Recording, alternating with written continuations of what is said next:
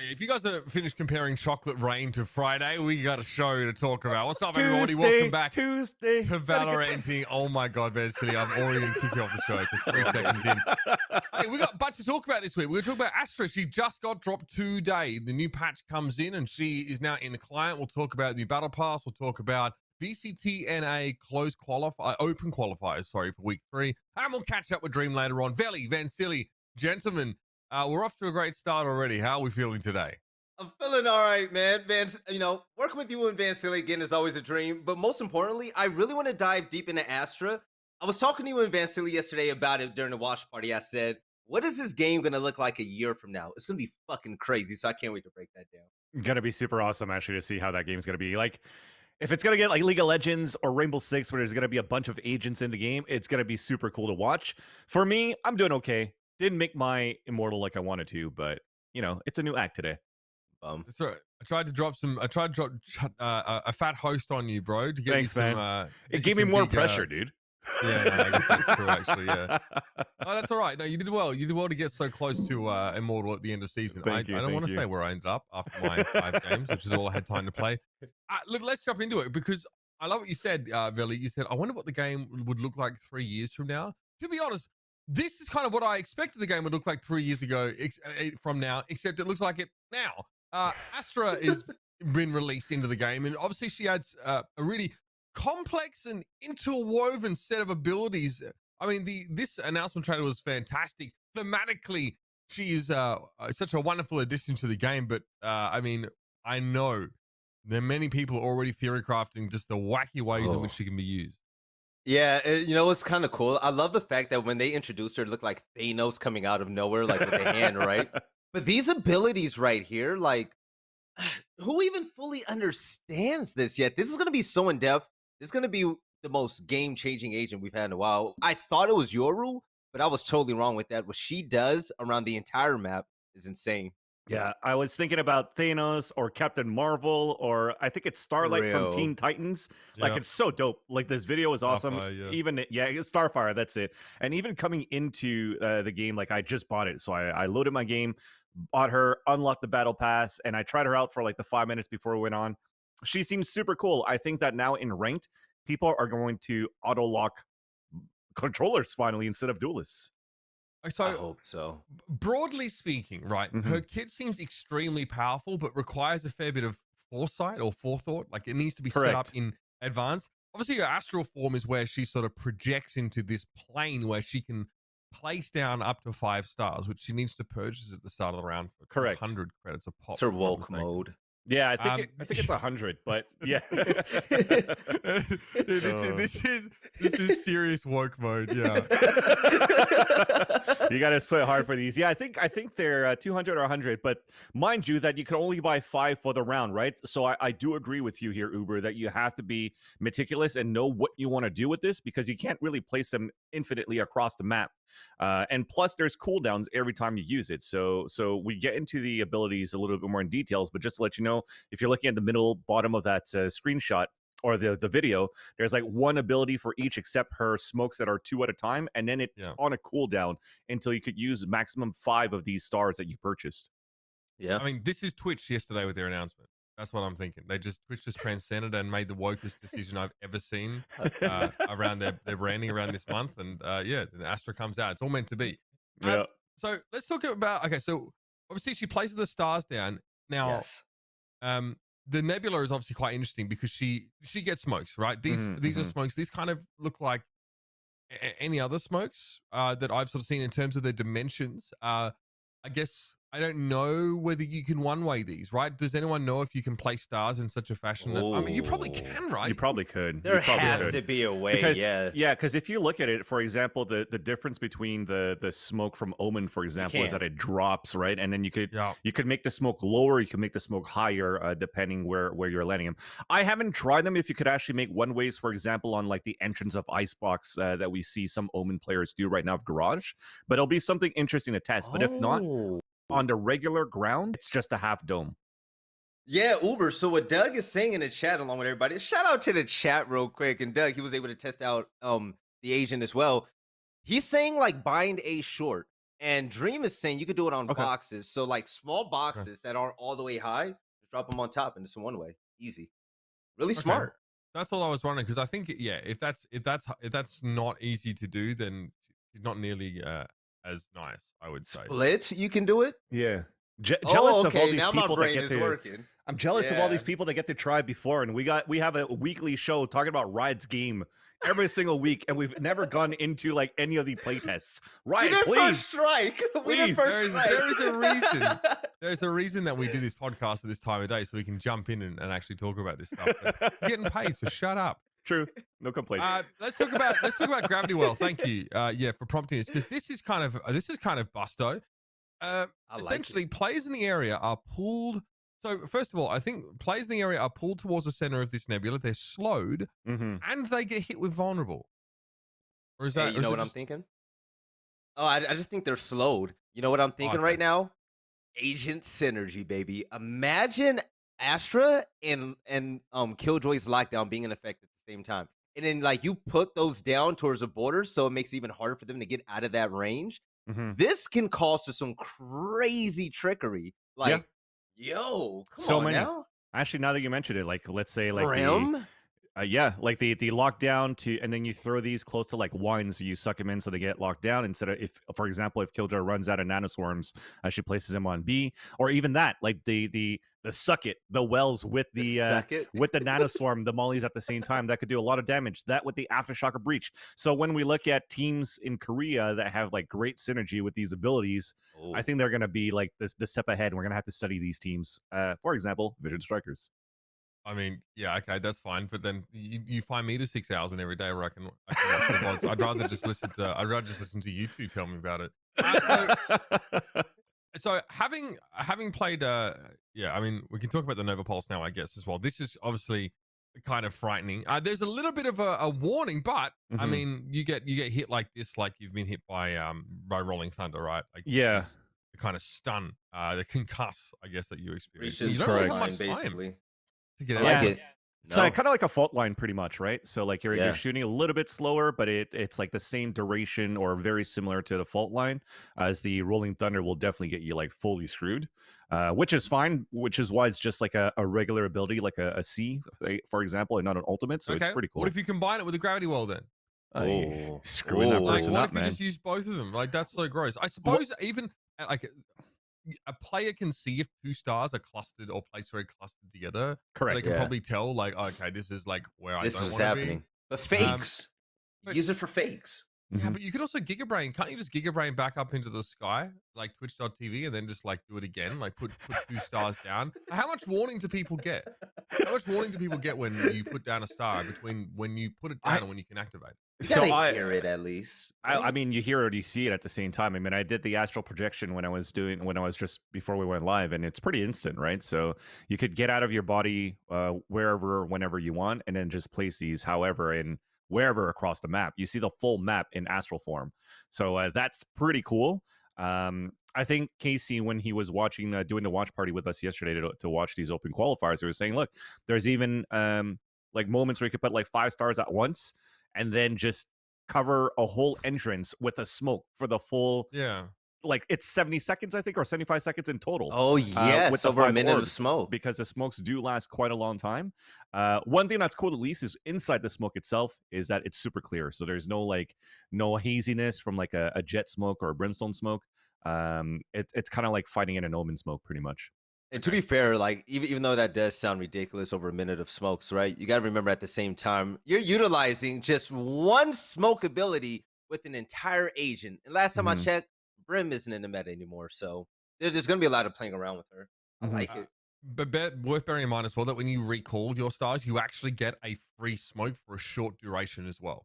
So like kind of like a cloud burst duration, maybe slightly shorter, because you can obviously bring your, like Vance pointed out, you can bring your stars back, but there's a cooldown time on when that star can be reused once more. I mean, they're fusion reactors. I guess they take time to heat up. I don't really know, but so yeah, you get like a fake smoke, right? And you can still move through them. Like I see Jets do that kind of stuff fairly similarly. Like they use the cloud burst. It's only 4.5 seconds, but they can still use it to reposition. That will be interesting to see how it is used, but. All right, Gigabrains, talk to me about Cosmic Divide, because this seems Unbelievable. Yes. It goes across the map, man. It's huge. I think the wall lasts 20 seconds when I was counting with my fingers because I can't count on top of my head. And you can't shoot through it. So even when you get super close to the wall, it has like this nice little aura vibe music thing that you're in church or playing Chrono Trigger or something like that. It's super cool. You can walk through it. You can't shoot through it, but you could actually throw abilities through it. So that's you could still do some ability damages through the wall. This also dampens sound. Dude, so that is going to be insane. Abilities? Yeah, that's it. Because of that org music and when the wall is up, then you don't really hear anything close to the wall. And when you're super far from the wall, you don't even hear the aura, which means that potentially your opponents don't hear you either. This is the ultimate retake ult. I'm telling you, Uber. I'm telling you, man. Yeah, I come from a video game where they put an infinitely long and infinitely high wall in there. Yeah, we have a big ass wall in our game. We have a lot of things in there. It can be destroyed though. But I think what's crucial about this wall is that you cannot see through it. You cannot hear what's happening on the other side of it. So, you know, we see like Omen, see like Viper walls, for example, being. I was gonna say, yeah. Like you think it's bad enough already that Viper walls basically shut down crossfires, right, on retakes, for example. We see it on Icebox sometimes. If a Viper doesn't put down like an early round tox screen, then like they can often use it in retake scenarios or to prevent, or when they want to hit a site just to make it impossible. I mean, we imagine being able to use this on like Icebox B side, right? The enemy team has no idea either. You can shoot a recon bolt through it. So you can get information, but you can't shoot. You can't wallbang through this. You had to be on the other side of it. So I think Sova is still going to be really powerful because he can at least give you an impression of what's happening on the other side of that. But if your recon bolt hits your side of the wall, that radiating sort of reveal area doesn't actually work on the other side. So the bolt itself has to be on the other side of the wall. You're a genius, Uber. So is Sova instantly a counter pick to her? Because I'm thinking of all the other Intel agents out there. I mean, no one can do it like him. There's a counter pick, then there's just an operator that you really need to take. Otherwise, you just get completely ruined. Yes. But it'll be nice to test, actually. Can you actually breach flash the wall? Probably. I want to know if I want to know if you can. I don't think so. Because that'll be too cheesy. Yeah, no, it'll be great. You can Phoenix flash it. You can definitely Phoenix flash the wall. Yeah, but if you flash it, does it hit the wall and go across? Because the reason I'm asking is because you do the ultimate, right? Like you said, it's like an overpowered Viper wall, which means now everybody could just run into the site, and you're forcing your opponents to cross the wall. Let's say on a retake, you're trying to defuse. So if they're not showing up, it's 20 seconds. The wall lasts 20 seconds. So if they're just staying on the other side of the wall, it's a free defuse for 7 seconds. So you have to think about saving your abilities as a team for these post-plant situations if you see that the Astra ult is up, or you have to find ways to flash through that wall and then fight back in a gunfire. To be very clear, you can curveball through the wall, right? If you're Phoenix, you can throw a flash, and then you can then step on the other side in the immediacy after that. But yeah, it looks like you can't use aftershock on that as well, which is fair. It doesn't act like a physical wall in all cases, right? You can also fire showstopper through and stuff like that. We'll have a look at that in just a second. But we saw here's something that was a little bit concerning. Well, not concerning. I think it'll get fixed pretty soon, but the kind of thing you don't always want to ship an agent with. Mendo, who you may know him from Team Liquid as a content creator, sort of found something interesting when it comes to Astra's stars after they place down. Putting in my crosshair, it moves the fog of the star. See how it bends on where I'm putting my crosshair, right? You see this? Very easy. Super easy. You put your crosshair right here, you see under the star. Someone's swinging a headshot, bro, you can see, and they cannot see you. I'm not sure how this fog works, but the fact that you can do this means you can do some nasty one-ways in positions like this. So obviously the stars aren't that big, but the closer you as the player holding the angle out of the star, the harder it is for your opponent to see through it. So that is obviously interesting. I think that it's pretty tech. Trust Mendo to do this. I remember when he was playing Apex Legends. So techy. Out of that game. Yes. Yeah, okay. But I mean, you know, this is the kind of stuff that was definitely going to happen at higher levels, right? You can see through the star. Like I think the thing for Riot will be when people start using the star for like the wrong reason, they'll probably want to make changes. But someone coded that in. Someone obviously has coded that interaction. So this is the first. This is the first aggressive smoke that we have in a game. Yeah. Define what do you mean? It's used as a weapon. Smokes are used as weapons now, not only to attack but also to keep people away. Usually, smokes are like, "Hey, there's gonna be someone here. Be careful. Be careful if you pass through it." Now it's like, "Oh, we got the purple smoke in front of us. Wardell's gonna opt the shit out of us now." You know what I'm saying? It's like we don't know who's looking on the other side of that mini smoke, so let's stay back even longer now. This is the first aggressive smoke we have in the game. I like it. That's game changing. That just to clarify too is like the star before the activated too, right? So that means that let's say you double put whammy. Yeah, so if you put that star on window of bind, for example, where you have operators hanging on the top of B10, and then he's scoping through it. If he misses a shot, he could tell his Astra to pop the smoke up, right? Yes. So that could be very powerful in that sense. But like I mentioned, the punch hole, like in Rainbow Six Valley, like it's gonna be a small little area, a small window. People don't expect it, and it could get shot through it where they don't see it when they're coming through from the other side, which is it's pretty strong. I think it's accidental. I would like to think that it's accidental. It could probably fix here. If it's accidental, at least keep one of those clouds in the game. That type of variance is sexy. Obviously, I don't really see this staying around too long. It's probably pretty easy to fix It's from a OP. coding perspective. Yeah. Also, you have to be standing rather close to it. Bear in mind, like Mendo might have been double zoomed standing behind that smoke, so it's possible that some of his agent's model was actually visible from the other side of the angle. But all players like him needs is like a half, or a quarter second leg up on you, and then you're sort of done. So, I think we'll see that get worked out pretty quickly. Another one that I found very interesting, courtesy of Average Jonas, who showed us this one here, is that during Gigabrain mode, Astra can see some things that maybe she shouldn't be able to see. And we probably have the video here we can show you. Average Jonas look at the spike. She's OP already. You can see the progress of the spike defuse, and if someone is faking it. Oh. That's going to get fixed immediately. You have to. Yep. So you have to fix that. Make the spike invisible at least. Okay, so Dream. You see when it's halfway as well. He wasn't able to see it, so they may have already patched that out. But obviously, Dream says he sees it. No, he said he wasn't. He wasn't. Oh, never mind. Okay, so it'll be nice to check. Somehow, it turns out this omnipotence or this omniscience, as it were, is kind of broken. It's not too much of a shock here. I think so. Astra, when she is in an astral form, she leaves her physical body behind. Right? You Correct. are vulnerable. She's vulnerable. Yes. Okay. Yeah. So you find her, you could frag her. That's for sure. Yeah. I wonder how much. I wonder if we really see this playstyle. So recently, guys, we've been seeing on Icebox, for example, attacking teams like keep a player back as like an anchor, right? Yeah. Curry did it. Steel does it. Spider does it, but more towards the A side here. It kind of reminded me of like if you played Heroes of the Storm, there was a hero that never actually really entered the battlefield and just kind of like put like little brainworms on their teammates and just it's pretty annoying around. Yeah. I mean, but this really feels like the definition of a controller, right? At least with it, you can definitely. And now we've seen Viper players. They set up the toxic screen and they just go back and spawn and they just sit there. So maybe that's the kind of style that Riot want to go for with controllers.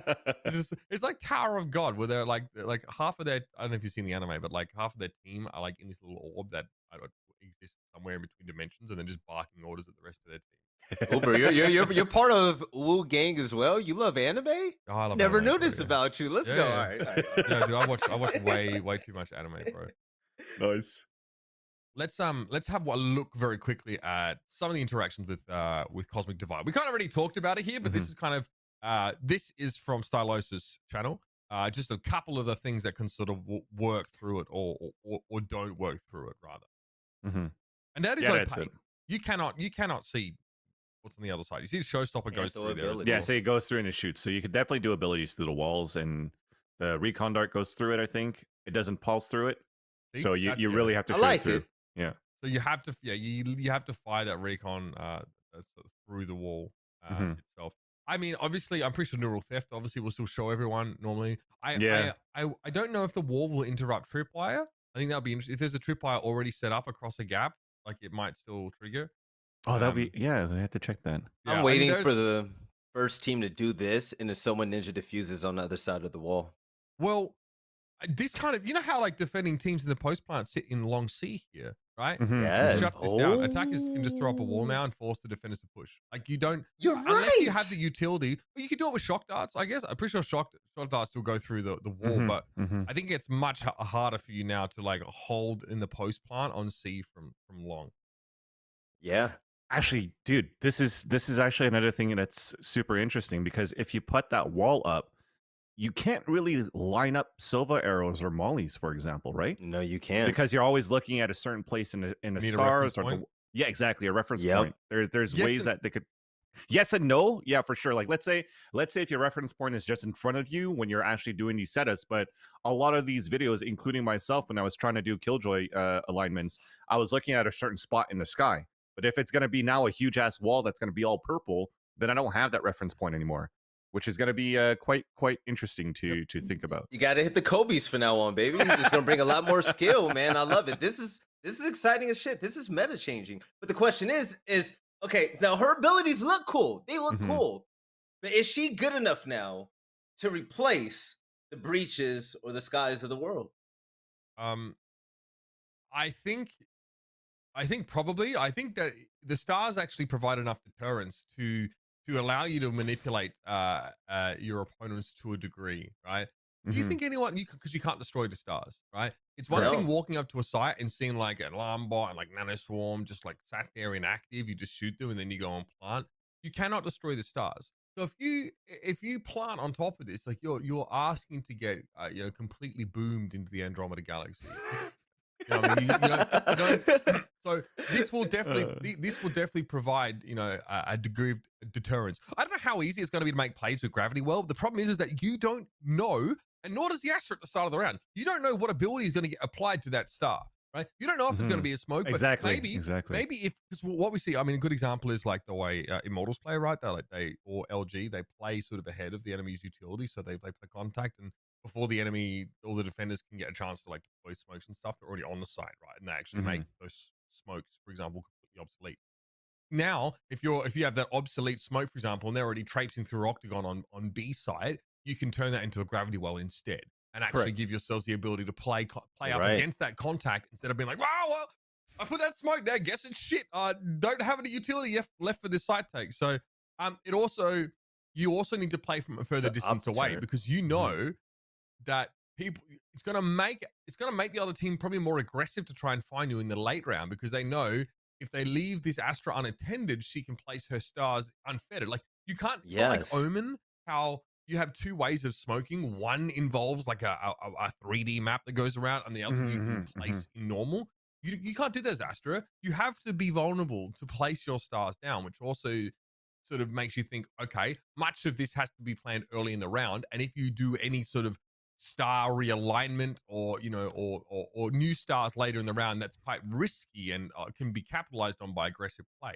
Yeah, I'm with the school of thought that actually she could be really good for post plan scenarios, because yes, you could get out of Astra form and you're vulnerable. So let's take, for example, you're going to retake a site. If I'm going to be towards the rafters and coming back towards heaven, and I get into astral form, it's very rare that I'm going to get flanked here from tree, from mid, or from long B at professional play, because technically everybody's already set up inside the map outside of a main at tree. So I still have a chance to pop out of my astral body and then place what I need to place. So I think she could be very reactionary too, as an IGL calling as this type of controller, which could be quite awesome mid round. It's like, hey, who do we have left as an agent versus who do they have left? Where can they play? I could place this here and there, and then capitalize on that on the retakes. I think it could be pretty cool. This has made Yoru relevant. Now Yoru's dimensional rift actually has a maybe use. Everyone's like, yo, Yoru, go kill the Astra. And just like, okay, just into the rift and just start looking for the Astra that's just like projecting in some corner of the map, like sending stars they both fight in space. It becomes like Mordekaiser or League of Legends. Exactly. It's like Mordekaiser's ult. It's like a different dimension that you have to fight in. She's an entry fragger's best friend, man.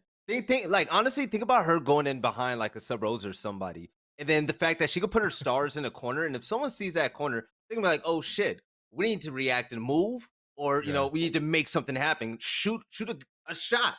Give away intel, something like that. And then someone pushes in and gets the kill. Or you just almost good enough to be entry, but not fast enough by executing those I don't know. This is gonna take some time. I'm gonna love to see the content for her. Yeah. Here's the problem, right? Well, this is one of the last things I want to say before we move on. Let's say that you're Yeah, like playing into a site, you're an attacker, and you know there's an Astra there. Like, you actually see. Let's say you're hitting B main on ascent, right? And there's an Astra star just as you move onto the site. You have to force that utility out because I mean you could try and sort of bait the smoke, but if you just walk over and the Astra is not dumb, she just uses gravity well and you get sucked in. So all of a sudden, what it could have been one thing, right? It could have been a smoke, or it could have been, and then all of a sudden it becomes something completely different based on like how you're playing. So what I love about Astra is that she is able to respond to different contexts. The problem with Yoru out of the box is that so much of Yoru's potential hinged on what you could make your opponents believe, right? On whether your opponents were susceptible to your efforts at misdirecting them, right?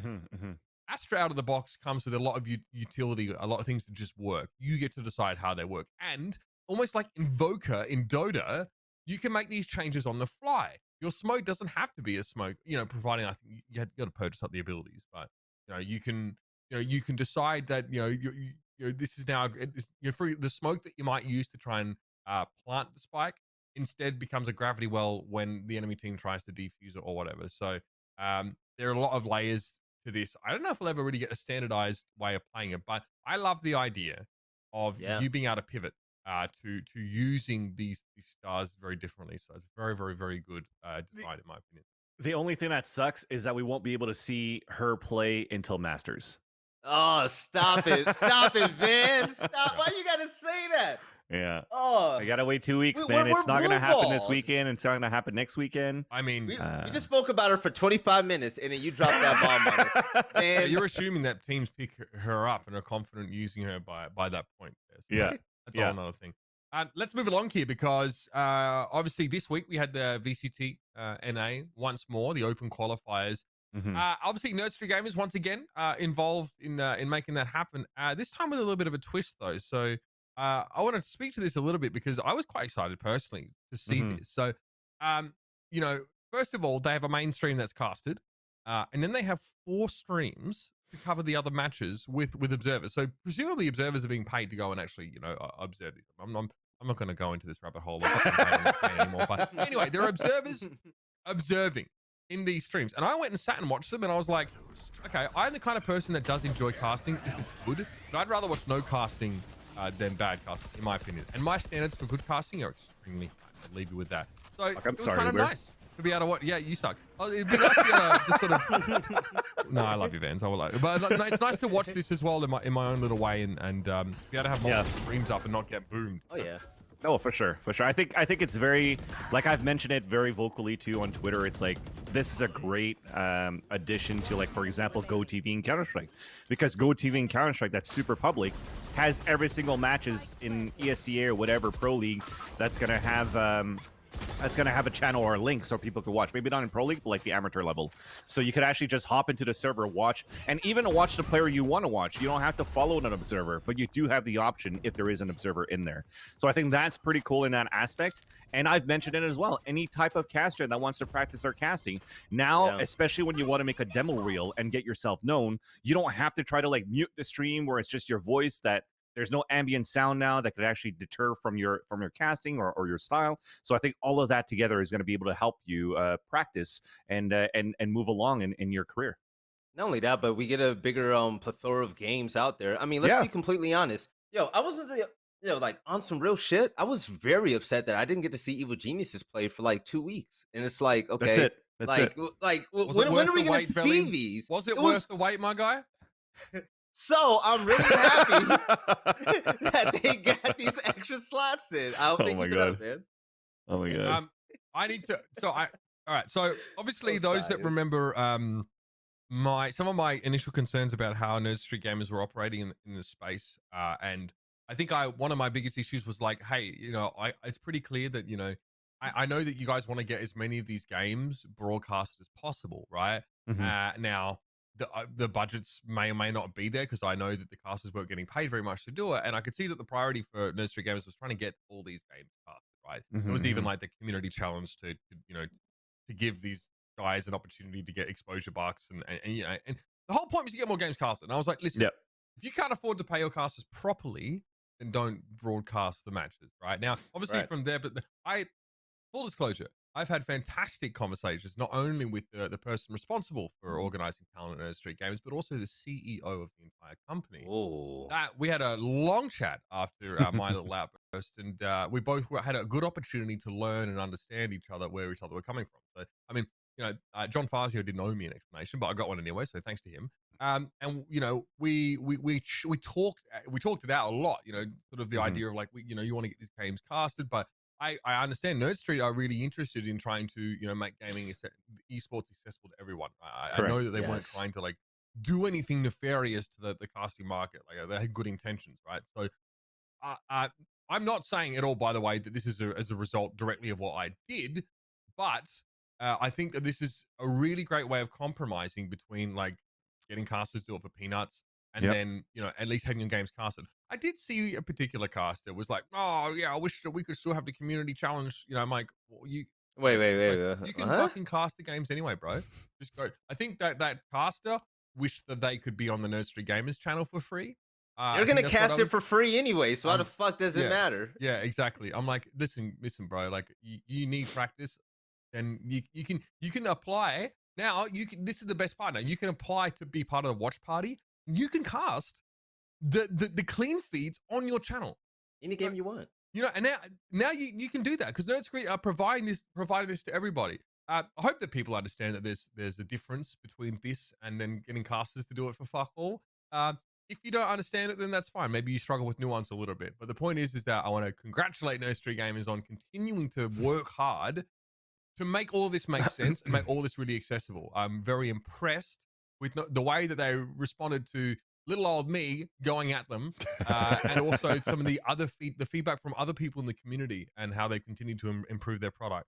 Now, I saw some ridiculous. There's some people, obviously, you know, I saw some absolutely asinine comment implying that I had bullied Nerd Street Gamers into making these changes.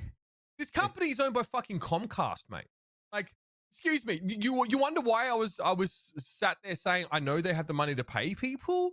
Is because the backing of this company is not small by any stretch of the imagination. I don't think little old me with little old 30k Twitter followers is going to fucking bully this very large, very effective company into making these decisions. I think that they realize that, you know, there's sort of some give or take required. So if you're calling 30k followers tiny, I can't imagine what I'm at right now. Listen, I feel minuscule, there have been casters in the game for like 2 years and they've got like 120k. Look at these fucking Rainbow Six guys, man. These Rainbow Six guys are just, I don't know, like I don't know how. Van Silly has 5,000. That's so cute. Yeah, man.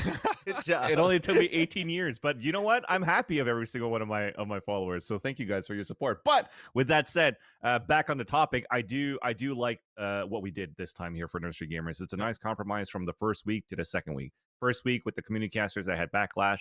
The second week was like, okay, there's no streams, but there's casters, there's backlash there. And now you have a good compromise of both. And if people are still not happy, then you can't please everybody anyways. Dude, this is the entertainment industry. Listen, if I can't stay mad at Nerd Street anymore, then none of you motherfuckers can. I was pissed off.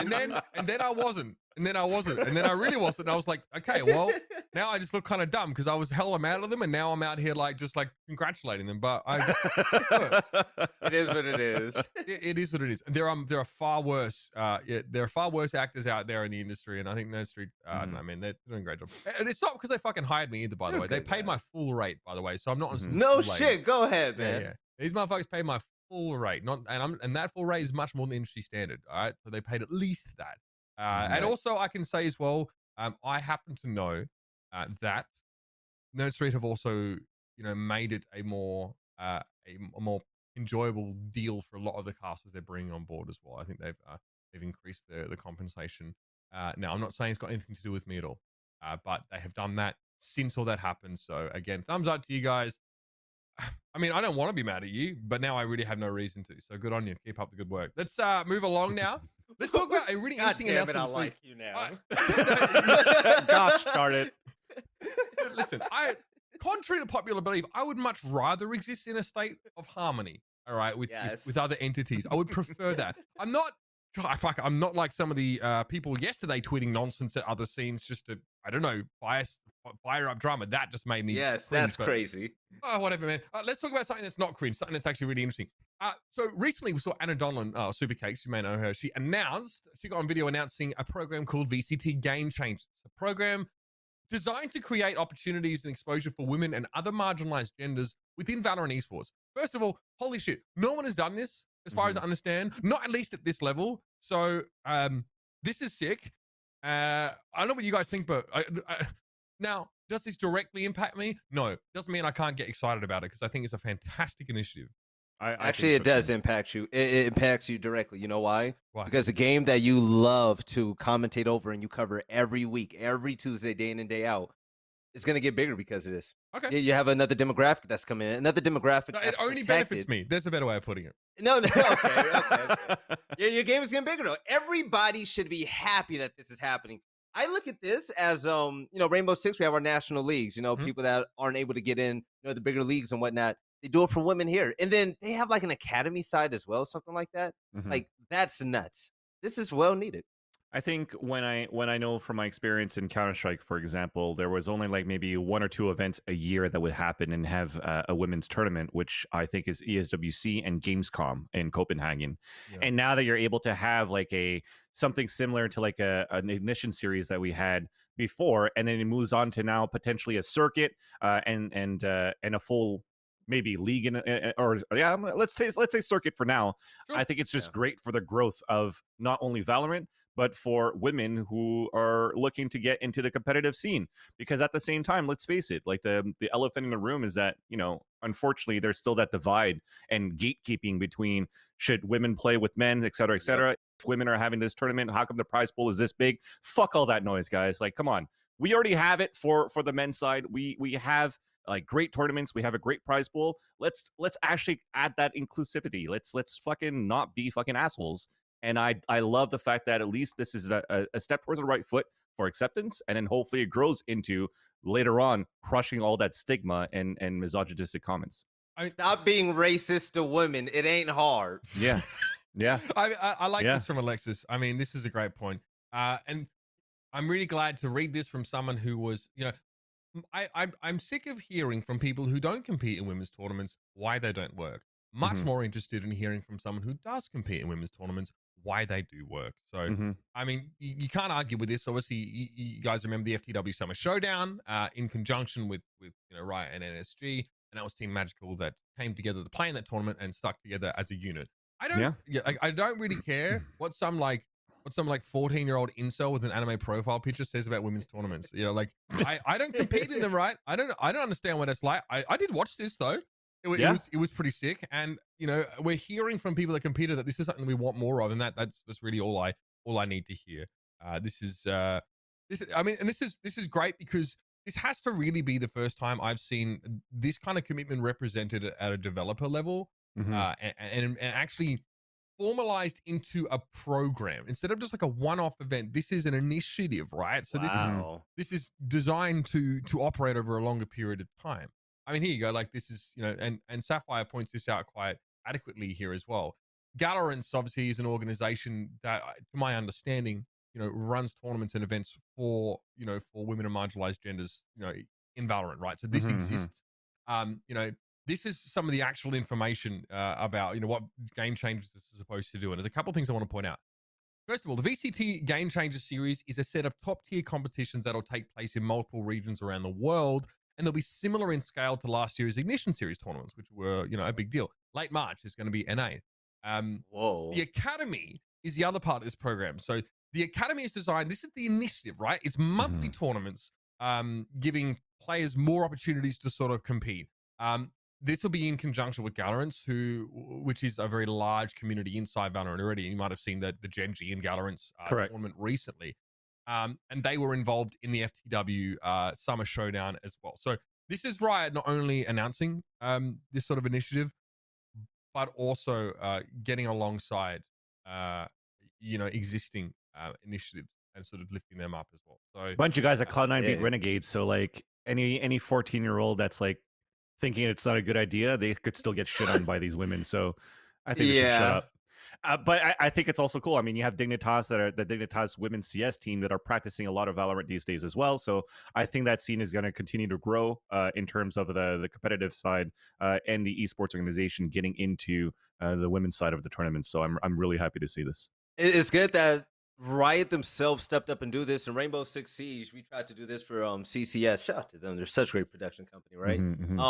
The thing is, there was so much hate. There was drama literally on the timeline, like every day. There was play day, and that was ridiculous. Yeah. Now, when the higher ups are doing it, you know what? People are gonna wash their mouth. They're gonna learn that this shit is important. So, I mean, there's just so much we can say about this. It's just a point in time where everyone just grows the fuck up. So let's get the girl games going. Hopefully man. in my lifetime. Hopefully in my lifetime. Yeah. I'm getting fucking. It never happened, unfortunately. People are losers. People are losers. Yeah. The objections to this, though, like really just seem to come from such an odd place. They're like that really annoying guy in your philosophy class that wants to play devil's advocate and suggest that, like, I don't know, Hitler did nothing wrong or something like that. You know what I mean? Like, Oh my "No, God. actually, this could be considered exclusive because men can't compete in this." Can we get a men-only tournament? Yeah. Like, Yeah. you know what I mean? Come Like, on. you as a guy are not prevented from joining a team and playing like an NSG, you know, anything, right? You know what I mean? No. Like, I fucking hate that. It's just so annoying. So like there will be resistance to it. This is the way it goes. And frankly, like we know what the tax shooter community is like. Like we know what the demographic is. We know how they behave. We witnessed it firsthand in some ways ourselves. It doesn't matter what sort of rank you get them at, right? So you get saddle up and we're gonna have to strap the gloves on. We're gonna have to do this for a little while, but at least there's a commitment from a developer and something that is perpetual, not just like a one-off tournament or just like a showcase. It's like, here is a scene. Here is, you know, we are partnering up with an existing grassroots organization and we're powering them up, allowing them to be self-sufficient and to continue to create this competition. And yeah, it only benefits the scene. I haven't encountered an argument as to how this doesn't benefit the scene at all. So I love the idea of removing some of these barriers to entry. I mean, and people, I don't know. We can only do better, you know, when we get more people and more demographics involved. So bring it on. That's what I like to see. I'm a big fan of that. It's something that Counter-Strike will never have. Never, ever, never. That got dark and quiet. Valve just doesn't care about that. Like they don't care really much around their game. You know what I mean? So it's a lot of games. Yeah. It's just like the reality. Yeah. It's there real. are some companies just don't recognize that this is real or necessary. So that's sad. That's sad. Yeah, it's sad. But I mean, okay, let's let Valorant lead the way, and maybe, you know, people get shamed into doing it as well, or they take notes. Let's move along though. Let's talk about some of what we've heard from the developer side of things here as well. So outside of VCT Game Changers, we have had a couple of announcements. I want to talk about skins. I want to talk about coach slots, but I also want to talk about this.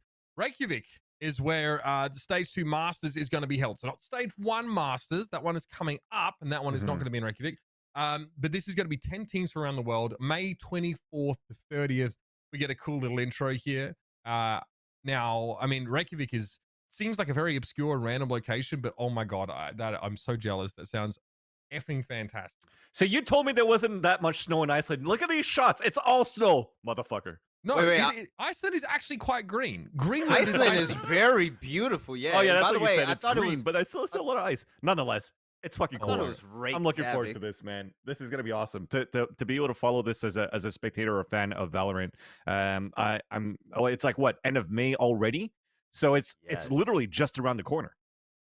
Dude, yeah, May 24th to the 30th. It's just around the corner. I'm super excited for this right now. So Masters just about to end in like 2 or 3 weeks or so, and then 2 months later we're gonna have LAN already for these teams. I know they're not allowing like spectators and stuff like that too, but it's just beautiful finally to be able to see actually the global scale, like the first debate of who's that best team in the world in Valorant is finally gonna get answered at Masters 2.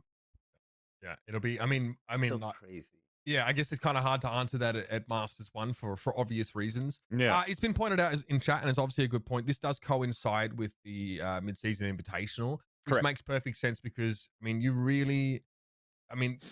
I don't blame Riot for doubling up here because let's be very clear here. Logistically, running a production in Iceland is not that simple, right? It's pretty far away. It's pretty isolated. So I could see how there would be some sort of prohibitive nature of costs there. And obviously in line with sort of COVID-19 guidelines, it won't be like a publicly open event. And so essentially they're creating a bubble of sorts out there, which is fine. Whatever you have to do to get these live events going. I don't think that people are really, I don't need to be in Reykjavik myself. I'm happy to sit and watch it, but if I know it's LAN and if we can get that LAN experience, then I'm quite happy with that. So yeah, I'm looking forward to, so that's not Masters 1, mind you. We still have like a bunch of stuff in the lead up to that. So who knows where the game's going to be at that point. But it's nice to see. I mean, is that the first, this might be the first and physically announced international event on the esports calendar this year, to my knowledge, anyway. No, Rainbow Six was going to have one in February. We backed out, so we're going to have one actually right before that event. Okay. Six Invitational. Oh, okay. So you got moved down there. Okay. All right, so nice. When's the date for that? It's just May. Okay, that's literally all we know right now. I mean, that's ambitious. I mean, obviously, yeah, you had to sort of relocate. It's a big deal. I don't think people realize how difficult that is, though. Like, so I don't know the laws when it comes to Iceland, but like, you know, when it comes to Europe, like we were supposed to go to Paris, and Ubisoft and Face It and Live Nation, they were in touch with the actual government in France, and we had like special exclusions from people coming all around the world to go, and like this shit is difficult. We tried until the very day we were all supposed to fly out to make it happen. It just didn't happen. So now that things are getting better, hopefully y'all nasty motherfuckers are still wearing the mask. These lands can continue to go down, because can you imagine just bigger picture? Okay, it's one thing saying, yes, Valorant's having a LAN, and this is another thing actually realizing that our first international competition is here. And it's not just international competition that I'm excited for. It's going to be like the real birth of Valorant. I think that's what everybody's missing right now, because we've been seeing with these Ignition series, First Strike, Pulse, like all that shit is cute and all, but an actual LAN event with everyone there, with like the biggest talent there, like that's going to be fucking insane. This is going to be nice. Sorry, I was just gonna say, like, a loaf of bread in Iceland is £2.34. Why did you look that up? I just knew that Iceland was expensive in terms of like living there and traveling. Because they're big exporters. Yeah, exactly. Sure. I mean, there's a lot of reasons for that. It's a beautiful place, though. Yeah, it's nice though. You know what I mean? I can't wait. I mean, I wouldn't mind like having my own. Bold of you to assume you're going to be going, Van Silly. Okay, I mean, it'll be nice. I'm just like, you know, it's like just winning the lottery, because like last week they were announcing 70 million. I was like, it'd be nice to actually have $7 million. What can I do with that? So then I was like, okay, what can I do if I actually make it to Masters 2? Oh yeah, I could do like a. Do you think the odds like are the same? That's what it's like. Yeah. Man, look, everything. Sometime, everything for me is always a dream, and I just work hard to attain it, and that's it. That's it. That's it. Happy life. Yep. Keeps me happy. I think that you know, I agree. Veli, you pointed out like the birth of the scene, right? You kind of mentioned that. I feel like that's so true. I feel like the first international LAN we get in all these games feels like, all right, now we really have something that is global. I remember in Overwatch it was the same. I think it was, I mean, there were tournaments beforehand, but for me, when I really realized that this was happening was at the Atlantic Showdown, where we like finally got NA and EU teams to play on LAN and had a sick like tournament, and the final went to 5 maps and all that sort of stuff. And then I was like, okay, now that vision of a global competition is realized, and I think it changed a lot of people's minds about the trajectory of the scene. So people are already very bullish on you know how the esports plans for Valorant are playing out. What little we know of them here, and yeah, maybe in a little studio in Iceland is where, you know, this thing really starts to come to life. I agree. You know, so Rainbow Six, we've had a few national bubble lands here in NA. And just the excitement and everything, like it was cool. But like you said, Uber, now we get to see who the best is in Europe and A. And then not only that, but like the content game is going to be even better. Can you imagine Valoranting when we were actually able to compare Vision Strikers to G2, to TSM and Sentinels? Like that's the shit I'm excited about. Like the LAN is cool, but I'm looking at everything else that comes from it. I don't know. I'm just a happy kid. All the hours of VOD watching and theory crafting of which team is better is finally going to be announced too, man. Like I don't have to be a sideshow anymore. I'm going to cry. From different regions in the same games instead of having to go and watch them. It's insane.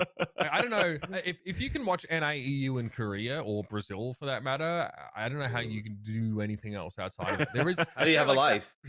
It's literally a very first world problem, but like there is too many games to watch right now. It's extremely hard to keep up with, but that's the way it is. Hey, looking at some of the communications we saw on Twitter, we actually sort of heard that, you know, unlike Counter-Strike, or I mean, Counter-Strike took a while to adopt this, but coach slots are on the way here in Valorant. So this was Chet was sort of, you know, Chet tends to post like laundry lists of things he wants for Valorant. It's really interesting.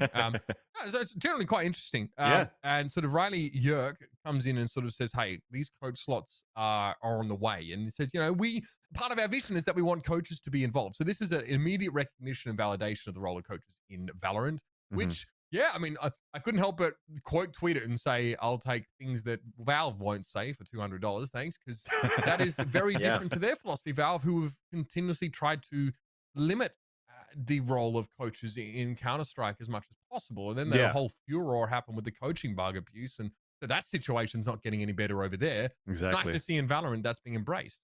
Might even get worse, right? Because if I'm not mistaken, because it's been a while since I've read it, but now coaches are not allowed to be like in the same room or something like that in CSGO. So that's a little bit weird. I know, for example, in First Strike, there was the teams are, I think 100 Thieves were saying, okay, we can't have people in the same room either. So what can a coach actually bring now into these coaching slots, right? So it's really, I think now at this point, into the timeouts, have a separate monitor, be able to watch the teams. But I think just in general, having coaches for whenever there's going to be practice scrims, because right now when there's practice scrims for tier 1 and tier 2, the coaches are in there and they get to see every single player too on the opposite team with their setups and everything as well. So I think that deters a little bit into the practice regimen for these teams, where now the coaching slot that would allow you to only spectate your own team as well is definitely going to help increase the competition and the strat books for the tier 1 teams. Yeah, I mean, that was with a bug manifested in Counter-Strike, though. True. Obviously, is that like the system was not designed for coaches to be able to see the other team.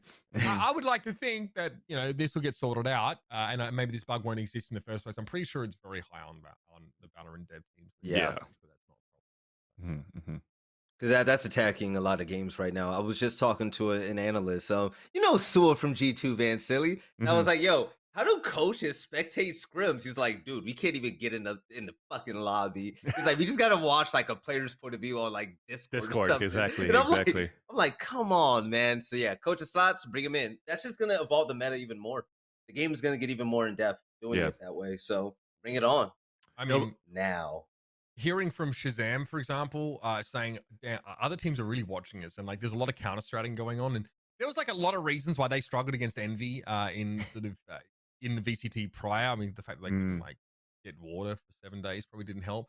But also, it was like dude, FNS knew every site on Haven that that Sentinels were going to hit. Not in the second game, the first time they went head to head, right? That's just from watching VODs. So, you know, think about what coaches can do now. They can sit in the coaching slot and they can really watch how executes happen. They obviously can't see the setups of the other team, but you can take it another step further. In Overwatch, for example, the coaches can sort of see everything that's going on.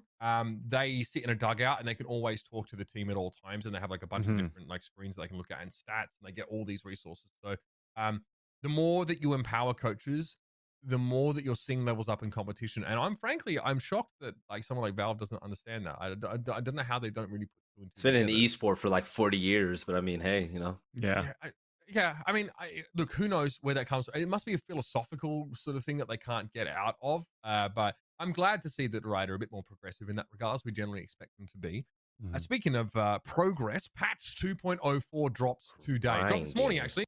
So we got a couple of interesting changes, actually. So we'll go through them. We already talked about Astra at length, but there was changes to escalation game mode, which is maybe a little bit of a minor thing. Tactical voiceover, it's not designed to replace actual comms, so please use your effing microphones. Dude, yes. But it does sort of make a difference. Although how ranks Fan Silly work has been changed somewhat. Yeah, if I understand correctly when I read through this too, they even narrowed down the threshold for people that can make it into Radiant into this act right now. Because, for example, in NA, it used to be the top 500 that makes it into Radiant. But right now, right here, as you can see, regional requirements for Radiant cutoff, NA and APC, or APAC, sorry, is now going to be 300, right? So I think they narrowed that down. So that's going to be pretty cool and competitive.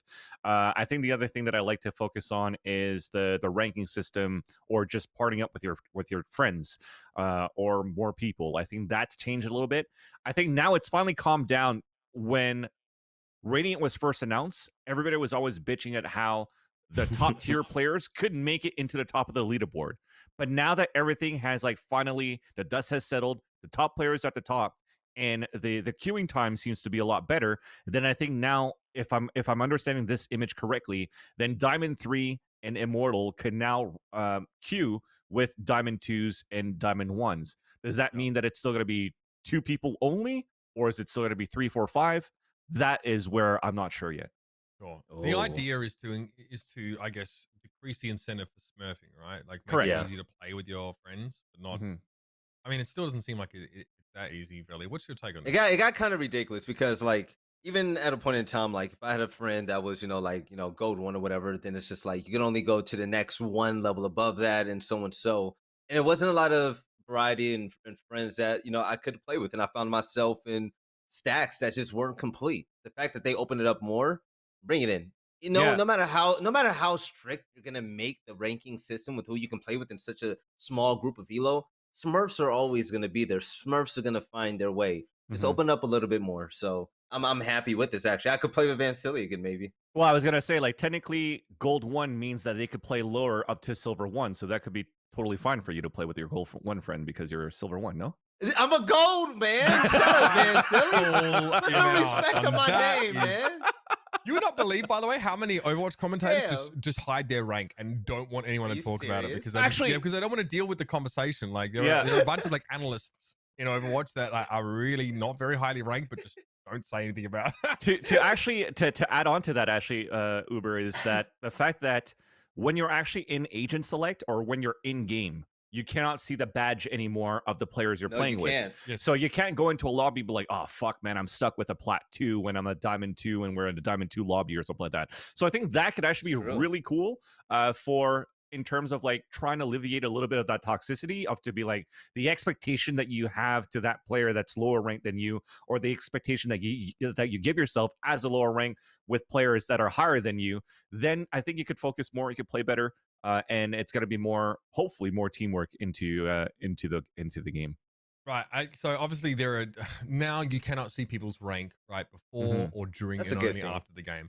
I don't see why people feel so strongly about being able to see their teammates' rank. You got match made with them, so just play the fucking game. I personally prefer not being able to see it because what I do, I tend to hide everyone's names in game. Like I want to treat them like they're AI. They're just a Silva. What can happen to me sometimes is that I see someone that's like much higher ranked than me, and it gets in my fucking head a little bit. I'm like, oh god, like I don't want to play the site that the fucking the Diamond 3's on or whatever. So I prefer just like to eliminate that, and maybe like for interest's sake after the game, then I'll be like, oh, that's what rank they were or whatever. But I quite like that. Like I hide everyone's name, and I just don't, especially because I sometimes stream the game. Like I don't want to see that shit at all. You know what I mean? It's called like a tilt free mode in League of Legends. I know in League of Legends I used to turn names off as well. So the ranks don't need to be there. No, people aren't entitled to that information about the people they're playing with. We're put in matchmaking. Like you can find out after if you feel like matchmaking is correct. But the problem with people and how they gauge how effective matchmaking is they look at the ranks instead of the MMR, which they can't see of their teammates. Sometimes your MMR and your rank do not correlate, especially at the start of a season, which is when there is a large divergence. They're supposed to converge over time. It's not like so what what are you going to do? You're going to try and assess how effective the matchmaker is based on what symbol they have. Like, sorry, you're not entitled to information about your teammates' rank because there are a lot of I've seen it. I've been in game, and there's a lot of shit that gets started just because of someone's rank. Yeah, like I've been that person in a lobby. You get shit for it. Or if you're higher ranked and you have a bad game, you're also getting fucking flamed for it. This is like okay. I was one of those people yesterday when we got to that point where I really wanted to try to get to Immortal, and then when you're losing games, it actually took the toxicity. It came out of me, and I was super angry at the guys. Like, how are you playing this way? How are you fucking Diamond and stuff like that too? So I think now it's gonna help me calm down a little bit more in my games too. Yeah, I'm good with it. It just eliminates more distractions for me if I just want to try and play the game. So like there was a change to the escalation game mode for those that played it. I played it a couple times. I haven't played it yet. I mean, it's fun, but also there's like I had to get like 5 kills with Bomb Buddy to get the next guy. And I'm just like running around like, here, you get one. And it's kind of weird, but I had the showstopper around, dude. Yeah. they changed the teleporters on Vine so the doors are open. Because what happens is like a team just camps inside there, and then like you basically to try and get them out there, you have to all bum rush into the teleporter and just hope you have, or just throw a bunch of grenades into the TP. Now the door's open, so you can't really camp inside. I mean, this is, I don't know how many people this really affects or whatever, but you know, I guess they've identified, you know, how there can be an imbalance in this particular game. So, okay. 5-person yellow TP. I enjoyed it. It's just I still find it weird because sometimes like escalation is if you get 7 points as a team, you're supposed to upgrade together like a gun game, right? In CS. Sometimes I'm like 1 gun ahead or 2 guns ahead, and my teammates still have 1 gun or 2 levels below me. I'm not sure how that works exactly. How is this guy still able to keep his weapon after? Or maybe he hasn't got a kill while everybody else is upgrading. I don't know. Yes. You still need to get some kills to the weapon. I remember this because I was stuck on Bomb Buddy while the rest of my team had operators. And I was like, what the fuck, man? And they had operators. So I'm like, I'm in like B side on Icebox, like, fly free, my little Bomb Buddy.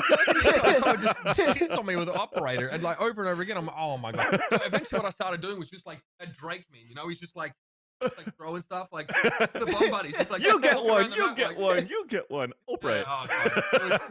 So yeah, I think you still need to get the kills to a degree as well. I think it's like within a couple brackets of each other. I'm on whatever. Try it, man. It's a very casual game mode. I do it to just sort of warm. It's possibly less effective. It's less effective to warm up than deathmatches. Good quality of life change there to escalation. It is. Yeah. Escalation fans, get excited. Moving on. Some of the voiceover has been changed as well. So they're now basically, I guess you can sort of get some more location specific pings and voice lines from your team. I think it's automatic, right? Whether like someone says enemy spotted, so you can't control whether your character says enemy spotted B or A. So I guess this helps people who don't know how to start a conversation with their teammates, and now you can get information without your teammates actually electing to convey that. Yeah. You could also turn it on too. So like whenever the text mode. So if people mention it in the tagline as the agent, it's actually even going to say like here, for example, let's say enemy spotted on C, then in text, it's going to say Sova spotted this person in C or Sova. Yeah, exactly. Like so you get that idea. I think for me, it's like Uber said, man, keep using your mic or start using your mic if you can, please. Because you know what though? Go ahead. I'm sorry. I was just gonna rant for example when I was playing yesterday. Again, we were playing with a guy with no mic, and I'm anchoring Killjoy as a jet inside the site, and he could ping it out, no problem. But once these guys start getting into the site, and I'm watching the left side of B Cubby, I'm throwing my fucking nanostorms on the ground and everything too, and I'm protecting that site. I'm still getting shot in the back because my teammate didn't tell me that he was gonna fall back into elbow. He didn't tell me how many people crossed over, and that was the shit that was making me rage too. So I think we have to find a way again. I think on a similar topic, to be welcoming and accepting to the people that don't use mics, to invite them to use it and not fucking smash them if they have like a different voice or if they're too shy, if they're not as extroverted as we are. We could be better in that sense too. So let's be welcoming there as well. I completely agree with you, Vance. And I still feel like there should be a after game post feature where you can report people that don't use their mics. But I will say this, though, at the end of the day, you know, this is a really good quality of life update, but also it's not going to replace the real issue here. But I will say this, Valorant compared to every other shooter out there, people that don't have mics communicate more than anyone else. Like, there's so many times where I'll be like, yo, does anybody have a mic? And I'll hear Omen be like, no. And it's like, okay. So, I mean, that's cool, but still, there needs to be more. I don't think that this is a really small Band-Aid for such a huge boo-boo that needs to be cleaned up. Yeah. I think I like that idea. People who don't have mics, we could report them, and then if they want to rank, they could rank in the same lobby with people with no mics. And eventually, when all those tallies add up, then you just go in it with those people. Yeah, like there is a problem with this. There are some people that there is double-edged a reason for they sure. don't want to use their mic.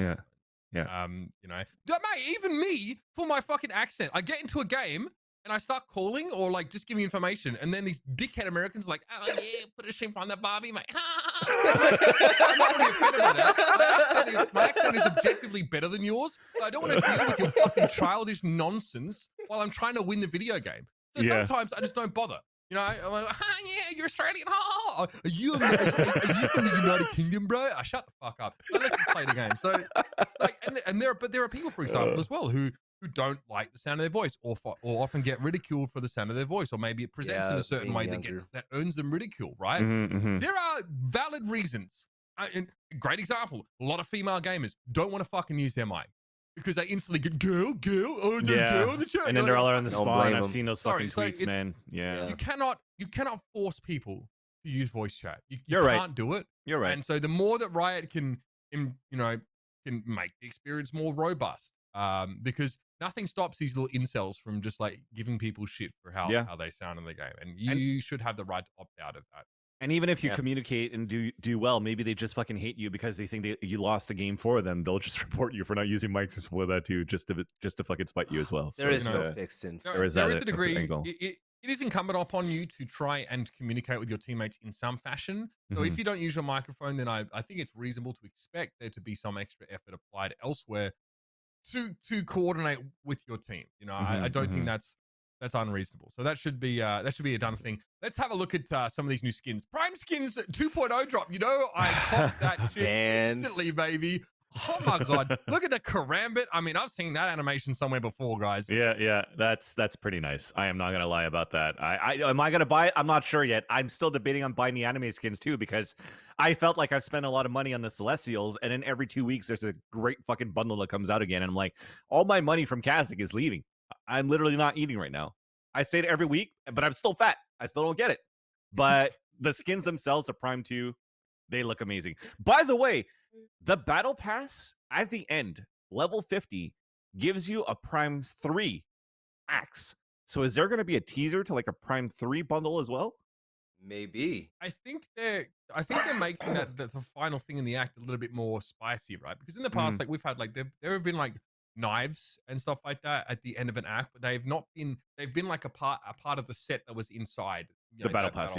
Yes. So I think they're definitely. I mean, you're incentivized either way. I think we'll get onto this. Yeah, well, you're incentivized either way to sort of to get there. But some of the skins inside the Battle Pass also look really nice. Yeah. Actually, a correction I got here from Black GMTG. It's Prison, not Prime. So thank you. I mispronounced that one too. But back on the skin, I think the variants look super cool. I think it's a great 2.0 from what we've seen from the other primes. But I think what's cool is that there's actually a Prime Phantom instead of a Prime Vandal this time, and that's the one that entices me the most. Like, I want usable guns like to have these 6 skins, right? I don't really care about like maybe the Frenzy's fine, I guess, but like the thing is kind of not great anymore. You know what I mean? I want like Phantom Vandal Operator skins. You know? Yeah. No, I'm gonna be realistic with this take. Like, you know, I'm not the one that spends millions of dollars on skins. I was never a skin person. Valorant is the first shooting game where it's like I've actually opened up my credit card to buy skins. It's ironic because they're the most expensive skins. Dude, you know? it's insane. But you know what? The price of it really doesn't bother me like that. I'm actually taking my time to pick out my absolute favorites to purchase for individual guns. So like I got my glitch pops last. But like these are really nice. These aren't too much of my cup of tea, but it's like the way they keep coming in week and week out. It's like I want Ion skins killing for everything. it. Yeah, I want Ion skin so bad. Yeah. So bad. But the thing is if you wait that 2 weeks or whatnot, and then you're like, fuck, I gotta wait until you it cycles into my marketplace, and it's gonna take fucking forever. That's my issue. That's what I was getting to. Yeah. Well, I just picked up the Iron Phantom in my store. It just happened to be there the other day, so I got kind of lucky with that. But yeah. And then like you have to make, and you hope that the night market thing. Night market kind of annoys me because it stays there all month, and you're just reminded that you got completely screwed over on your luck with night market. Like you just get like a bunch of blues, like extras. Fuck. My market's so ghetto. Like, come on, the skins, I don't want them. But I think it looks nice. Cool. The Prime collection was one of the first to come out. I think it was the first sort of premium skin collection, and it looked really good. I like that some of the alternate colorways. I look a little bit different to Prime 1. That's great. We still don't have a Prime Operator though, do we? No. Okay. Well, that's on my Do we? I don't know. I buy too many skins. I don't know anymore. Glitch Pop is like, well, I think Glitch Pop is one of the only collections that has Phantom Vandal and Operator, all in there. I think, even the Elflame one. No, because Christmas skins had both Phantom Vandal, but it has Marshall instead of the Operator. So I think that Glitch Pop was the first one. Yeah. All right. Well, fun skins. Okay. I mean, you love them or hate them. They're in the game. Buy them. Don't buy them. I don't really care. let's move on and talk about some of the roster moves this week, because there are people in chat that literally are just here for this kind of stuff. This is I mean, our show is a little bit different in that we kind of like to talk about a lot of the stuff around the game as well. And we don't go as granular with sort of roster moves like this, but we can do this one anyway. Obviously, one of the biggest announcements of this week is Dicey getting dropped and Ethan getting announced to join 100 Thieves. I mean, this is a very meteoric move. This cannot be understated. Oh God, it looked like it definitely was tough for Dicey as well, but we'll get onto that. First and foremost, though, Ethan, a decorated professional player from Counter-Strike. Yeah, very, very good. I mean, if you guys don't know him, he played for Team Evil Geniuses, even got number 20. I think this is, like you said here, Uber, 2019 in a HLTV top 20. And HLTV, like, if you guys don't know, it's very similar to the Spike. It's like one of those prestigious websites that you get all your information for. How much is Artur Minikov paying you to say that? And VLR.gg. I love Artur as well, but I mean, come on, bro. Listen, I'm trying to get into his after parties. He denied me on one of these ESWC parties before. I'll tell you a story later on. Ooh. But when we get into HLTV, for example, every single player around the world for CSGO, they look at this list at the end of the year. And if they make that top 20, like, it's a prestigious rank to have. So to have 20 is huge right there for Ethan. For him to join 100 Thieves is also huge for the team itself. I'm going to start it with that. Veli, I'll let you chime in too, but we could get into the conversation as like the pros and cons of this as well. Well, my biggest question is now, what role is Ethan really going to play? So Ethan coming in from CS, and Vance, you telling me all about him. Okay, I have an imagination that he's an amazing rifler. Like, is he an op or anything like that? Because those are going to be the questions, the main questions I'm going to ask. If you're going to bench Dicey popped the hell off last time we saw him in the qualifiers, especially with the operator, right? Dicey was one of the most explosive players on the 100 Thieves. So seeing him being replaced literally like the day after, 2 days later, it caught us all by surprise. I didn't see it coming.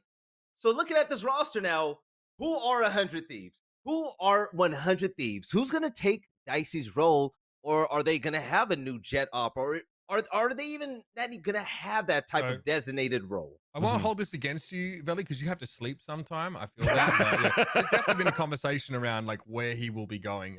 There is? Okay. Yeah. So obviously Ethan played in 10 Mans last night, which many people watched. He had like 3.5K viewers with only 30 subs on his channel. Yeah. And it was his birthday. I was one of them. Yep, that was I. Yeah, okay. Do we get a fucking NFT for being there for Ethan's first stream? All right, yeah, good on you. Really awesome. But he played Omen, and he honestly looked pretty, like, mechanically looked pretty nasty. Yeah. Move Nitro. Also, by the way, he knew what he would like. He was sat there on ascent. He would like hold mid. He was like throwing the one ways down. Like he knew what he was doing. People are like, oh, it's gonna take him a while to adjust to Valorant. I'm like, maybe a little bit, but we know that he's gonna be playing Omen, and actually Nitro and Still will be flexing a bit. We also know that from what Hiko has said is that 100 Thieves in the short term probably moving to a single duelist setup. So you don't necessarily need to pound for pound carbon copy Dicey's role. We may see sort of Nitro playing the jet or something similar. But we know, I know there's people in chat I know who have received the same information I have. So yes, okay. They didn't try and get 10. My bad, Uber. No, you're fine. 100 Thieves have explored. They said that Hiko said they explored the idea of bringing 10s on. But that can mean a whole lot of different things. So let's not. That doesn't necessarily mean that they really tried to bring him on board. There could have been a lot of things that prevented him from doing that. And yeah, the buyout is probably astronomical to get him out of that team. Yeah. Regardless, I saw him play, and obviously. Not an expert of Valorant, I'll be honest with you, but I liked what I saw. He definitely seemed very mechanically skilled.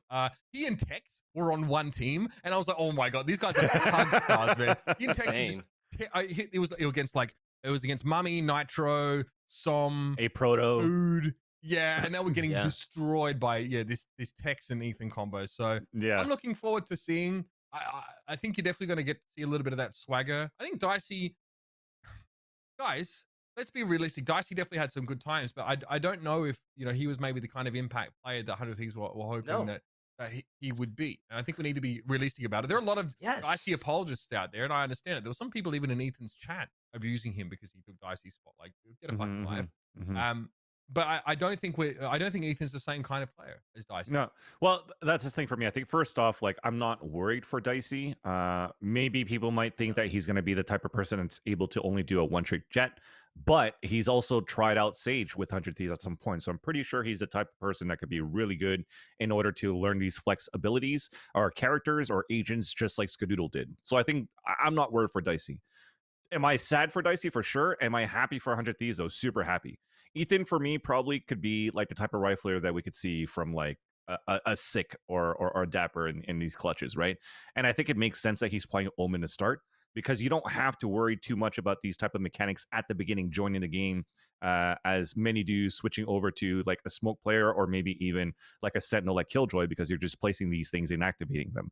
So I think Ethan in that role is going to be a great start for 100 Thieves, although I would not be surprised if 100 Thieves maybe not qualify for Masters in the upcoming close qualifiers, because long term for me, Ethan in a few months is gonna help 100 Thieves to be way better than they were, and I think it's a great long time investment for 100 Thieves.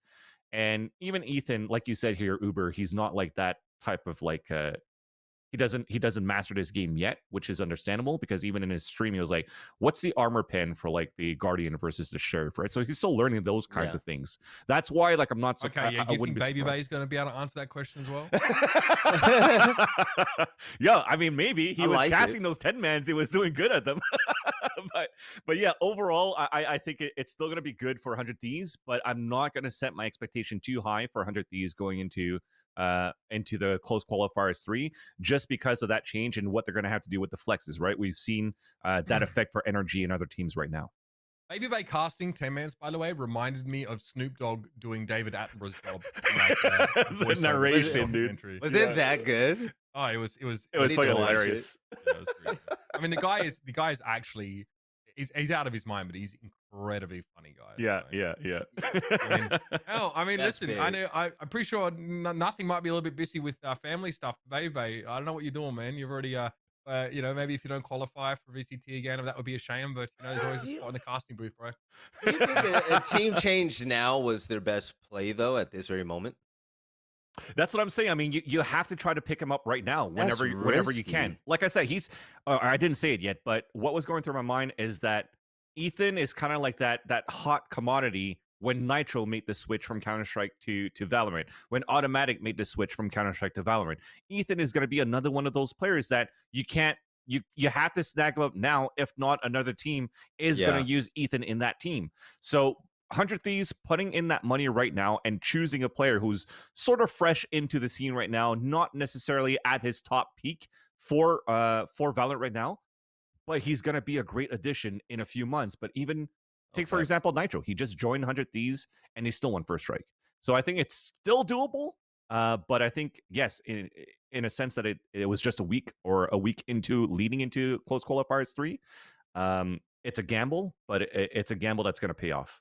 I think that this gamble, it came like literally a month after Challengers 1 where Dicey had a bad game. And I think if you're going to be a jet main and you're struggling against teams where you duelists have to step up, that could definitely...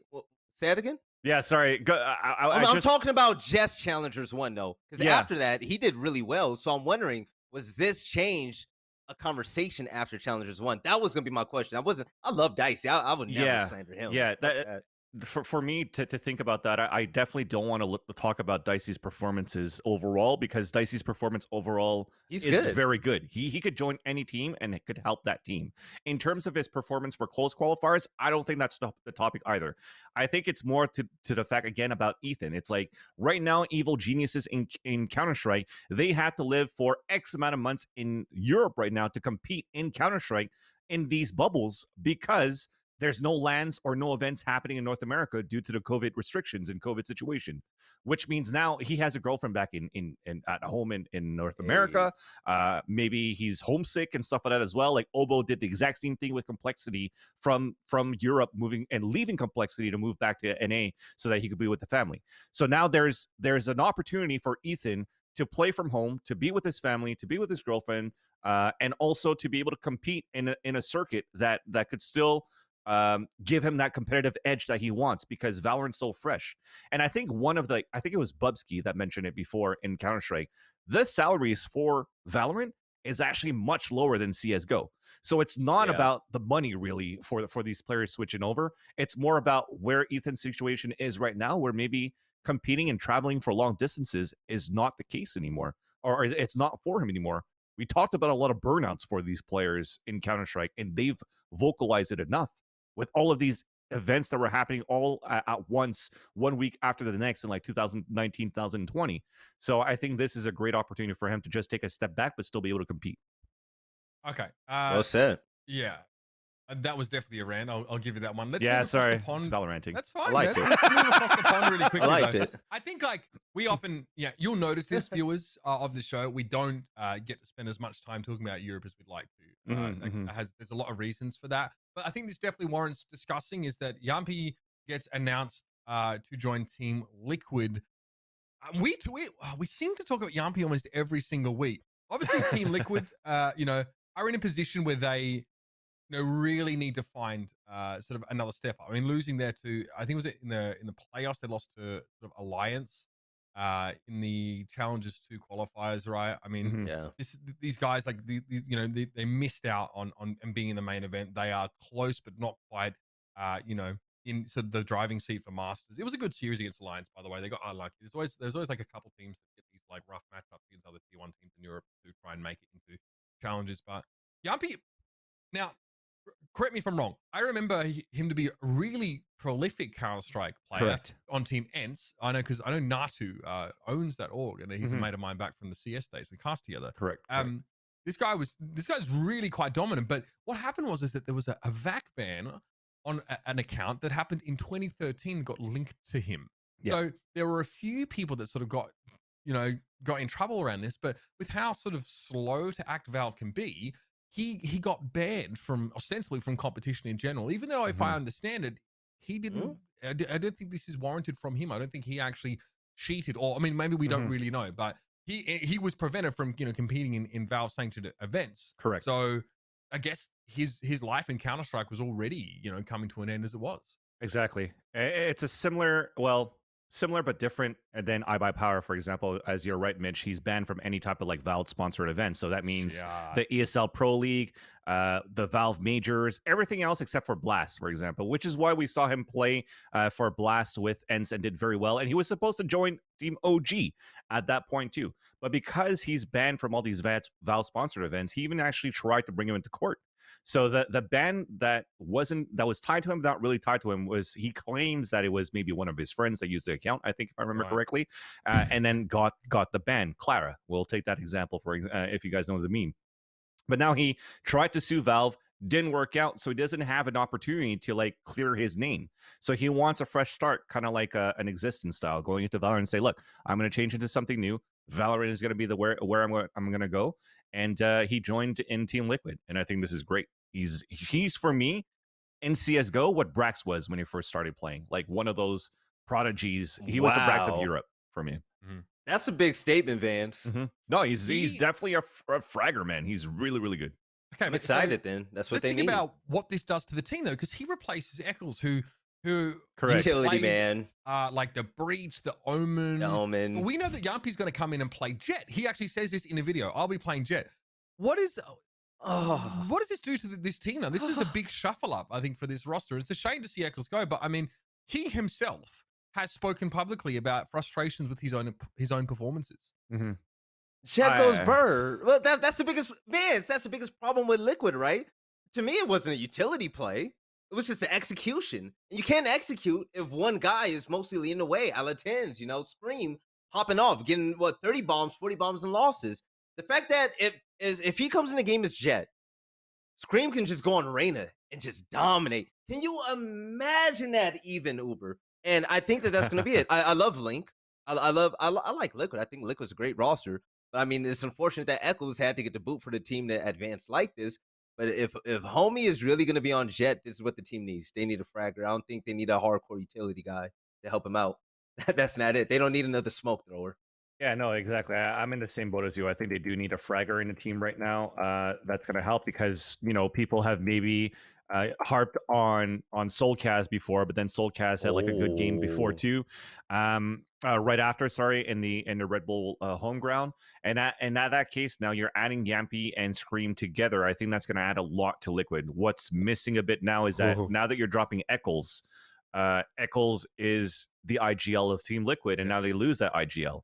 So from my understanding is that they're splitting the calling and mix it up between Link and Cryptics now, if I'm not mistaken. And I'm interested to know how that is going to form out now with this type of like duelist Reyna and Jet potentially together. Yeah, they just played a game. They just played. I'm looking at it now. Do you want to know the stat lines? Do you want to know the stat lines? Yes. Let me guess. Scream goes 36 and 16. Am I right? 36 and 16. Yeah. Link behind it with 32. I mean, you know, Yampy 20 and 9. That's modest. This is the first round of like the open qualifiers, so they're going to be farming. They're going to be farming teams for a little bit, right? I mean, that's to be expected. But yeah, I mean, Link now plays the Omen, so it makes sense. I take that. Yeah, I mean, yeah, they literally lost 3 rounds over the course of the whole series. So, I mean, it's taking Kenny from a baby there a little bit there. So yeah, I mean, I'm interested to see how the calling is impacted by it. Especially this team is coach heavy. You have someone like Sliggy on board who's very involved in the protocols and structures of this team. If you've watched any of Sliggy's companion streams or you saw him get interviewed on Backchat, you know, you would know that the guy is very astute and very involved. So this team has strong structures. It has, you know, the right personnel, and now someone to really, you know, an upgrade in firepower, ostensibly in Yampy, and someone who moves over towards the Jet operator role. So you should expect to see it. Maybe there's a honeymoon period here just because we have the addition of like another big fragger, and, you know, the calling structure is probably still pretty safe, but let's not get ahead of ourselves. They're still competing in those open qualifiers, and they still need to make it through into Masters. Moving on. Curry, obviously over now in North America, announces that he officially joins T1. We made a bit of fun of Curry only because the first games with T1, they were like the first team to use that we saw that used like the sort of the single player sitting in spawn and icebox thing. And we showed him sitting in spawn.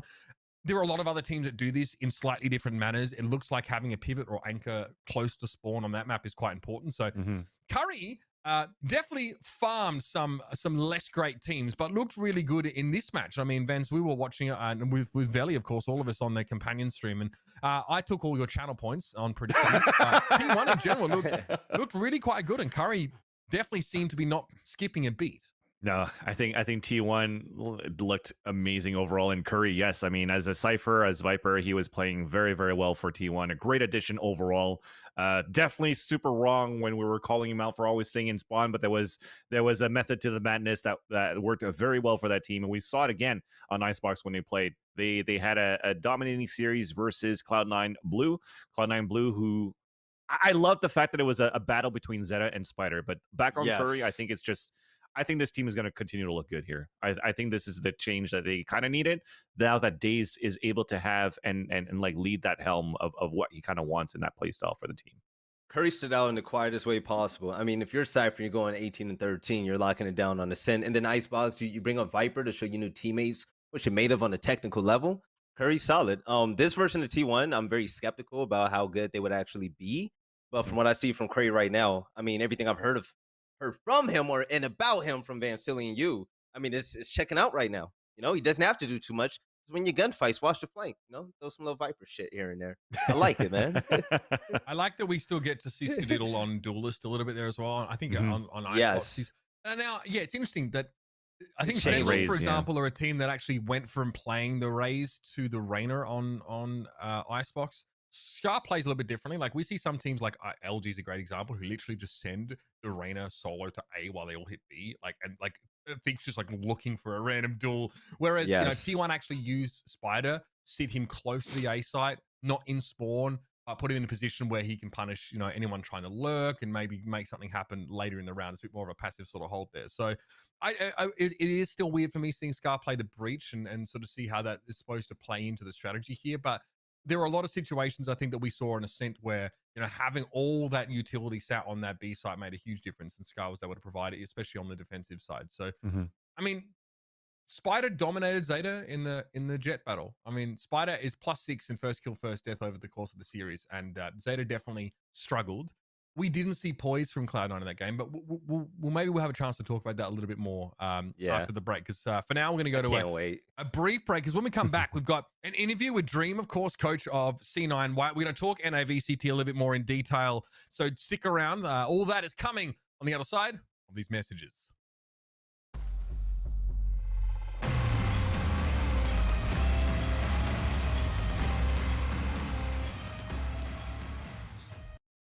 You're watching VALORANTing, ladies and gentlemen. Thank you for sticking with us now as we get to the real meat and potatoes of the show, because now you get to hear from someone that isn't one of us three. I want to take this opportunity to welcome to the show head coach of C9 White, previous coach in other titles, of course. It is Dream. Thank you so much for taking the time to join us, man.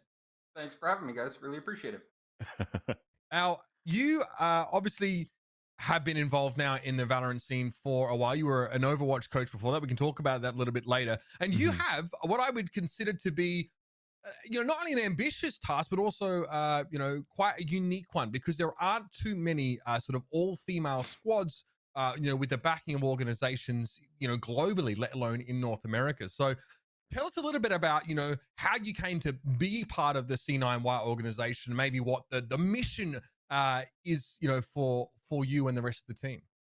Sure. So I guess a lot of it starts with I was familiar with Team Magical. During the Overwatch League season last year, there were periods of downtime, like after the big tournaments, right? Like the May Melee, Summer Showdown, stuff like that. And I would use that time to keep up with Valorant. I was really interested in it as a new game. And Team Magical was a team that I was really interested by. Actually, Mel's streams where she would VOD review was actually one of the tools I used to learn about the game before I knew that any of this stuff was going to be happening down the road. But a big reason for things playing out the way they did is my history with Cloud9. I was under the Cloud9 umbrella for my first esports job. I worked for British Hurricane back in 2018. So I had that connection. I was really interested in getting to work with this specific group, and went through the trial process, spent about a week with the team, really enjoyed working with them, really liked how hungry and dedicated everybody was. So I was just really excited to get to work, especially with Cloud9's approach. They were very adamant that they didn't want this to be a team that is, a content-only team or a streamer team, but very much a competitive team. Nice. Obviously, that's what we're working towards. We still have progress that we want to make, but that has been our entire goal. And even like in the month of January, for example, when we were grinding at the beginning of the month to get ready for VCT Challengers, we were able to come to Cloud9 and say, hey, can we push back some of this content, some of these sponsored deliverables until after, so we can really focus on this? And they were like, absolutely. We would have you guys boot camping if it weren't for COVID. Wow. So they take it very, very seriously. And that's exactly what we want, right? Try not to think too much about the grander scope of things. And as a white dude, obviously, that's not really my place to do. I'm just there to try and support the team as much as possible and advocate for what the players tell me, it matters to them, right? Awesome. So you're saying there's a lot of pieces around the board to really try to move this Cloud9 White forward to where it needs to be or where you want it to be. So what's your role specifically with now? Because if I understand correctly, you also have Moonchopper that supports you in the squad as well. So explain to me about each of your roles here and how it supports the Cloud9 White roster. Sure. So it's very collaborative, absolutely. But I mean, title-wise, I'm the head coach and he's the strategic coach. Okay. So that kind of informs some of the stuff, but we really do help each other a lot. Again, it's very back and forth. We're collaborative with the players as well. I just think that's an approach you should have in especially in a new game. Like the players are just going to know so much compared to, a game that's been out for a long time that the coaches can study. The players' hours in the game just matter a lot. But I love working with Moon, man. I've worked with a bunch of coaches. He's fucking great. Like if I made a laundry list of like what you want out of a coach, like it's Moon. That's awesome. He's super professional, super hardworking, really understanding, always patient. Just that I could just go on and on. I really, really love working with him, and I did come kind of directly over from Overwatch, so he did a lot of teaching me the game, as did other players. So they've all been super helpful in that way.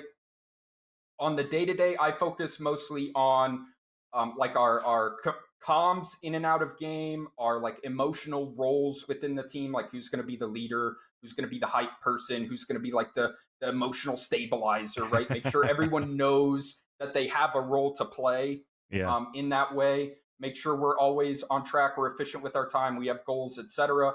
And Moon is doing a lot of the nitty gritties. What are our comps? What do our defaults look like? Another big thing that he does, though, is our counter-stratting. He is very, very good at counter-stratting and identifying reads and bad tendencies in other teams. And that's a big part of our more high-profile wins, like Renegades and E United. He deserves, credit for how well prepared we were as a team going into those matches. Interesting. Actually, sorry guys, I'm going to chime in with another question based on what Dream was just saying, because you were mentioning here, Moon, that talks a lot about counter-stratting, right? And I have a similar debate or discussion with other people inside the scene of like, when you have a composition in a team, we tend to like just want to play our own comp versus the other team, right? More than like anti-stratting the team. So is there in terms of counter-stratting, is it okay, well, Sentinels plays this way, we should use this composition against them based on what they're going to use? Or is it more like, this is our composition right now, how can this type of composition anti-strat, or how can we anti-strat the play style of Sentinels? Does it make sense how I'm asking that? Sure. Yeah. I mean, it's certainly a give and take, right? Like, okay, we want to play our game. We don't want to dictate and like try and totally change play styles or totally change compositions just based on some perceived weakness that we see in the enemy team, because they might run a different strat. They might play a different comp, and we're not going to know that until the match, right? So we don't want to over lean on it.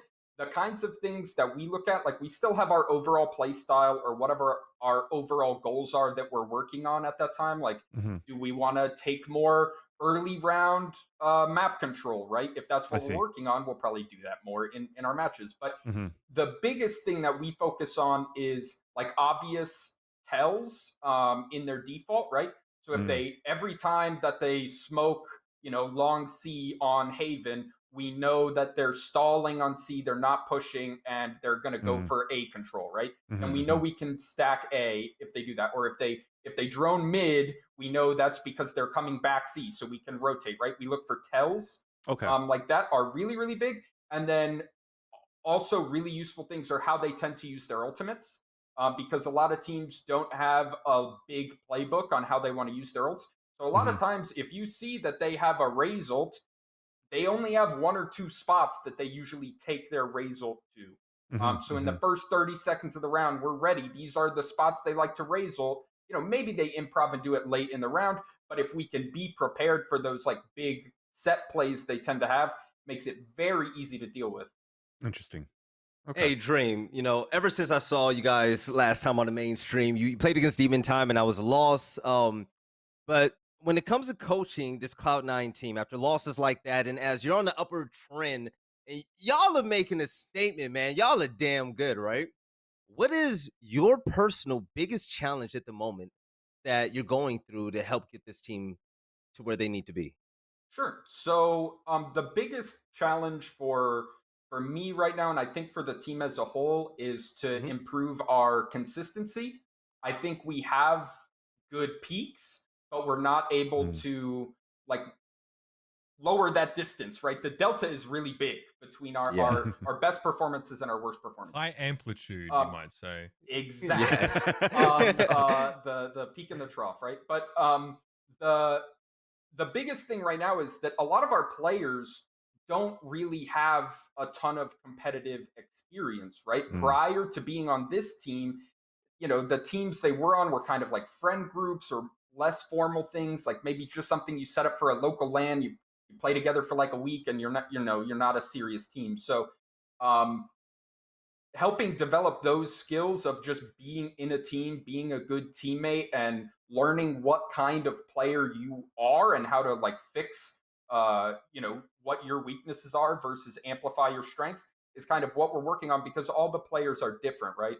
So finding out what are the things that trigger you to have a worse performance. Okay, so that's like one step. And then another one is when you start having that bad performance, how can we identify that that's happening in the moment, not after it's become an issue? And then are there other things you can focus on? Like if it's an aim thing, can you focus on your comms and your utility usage?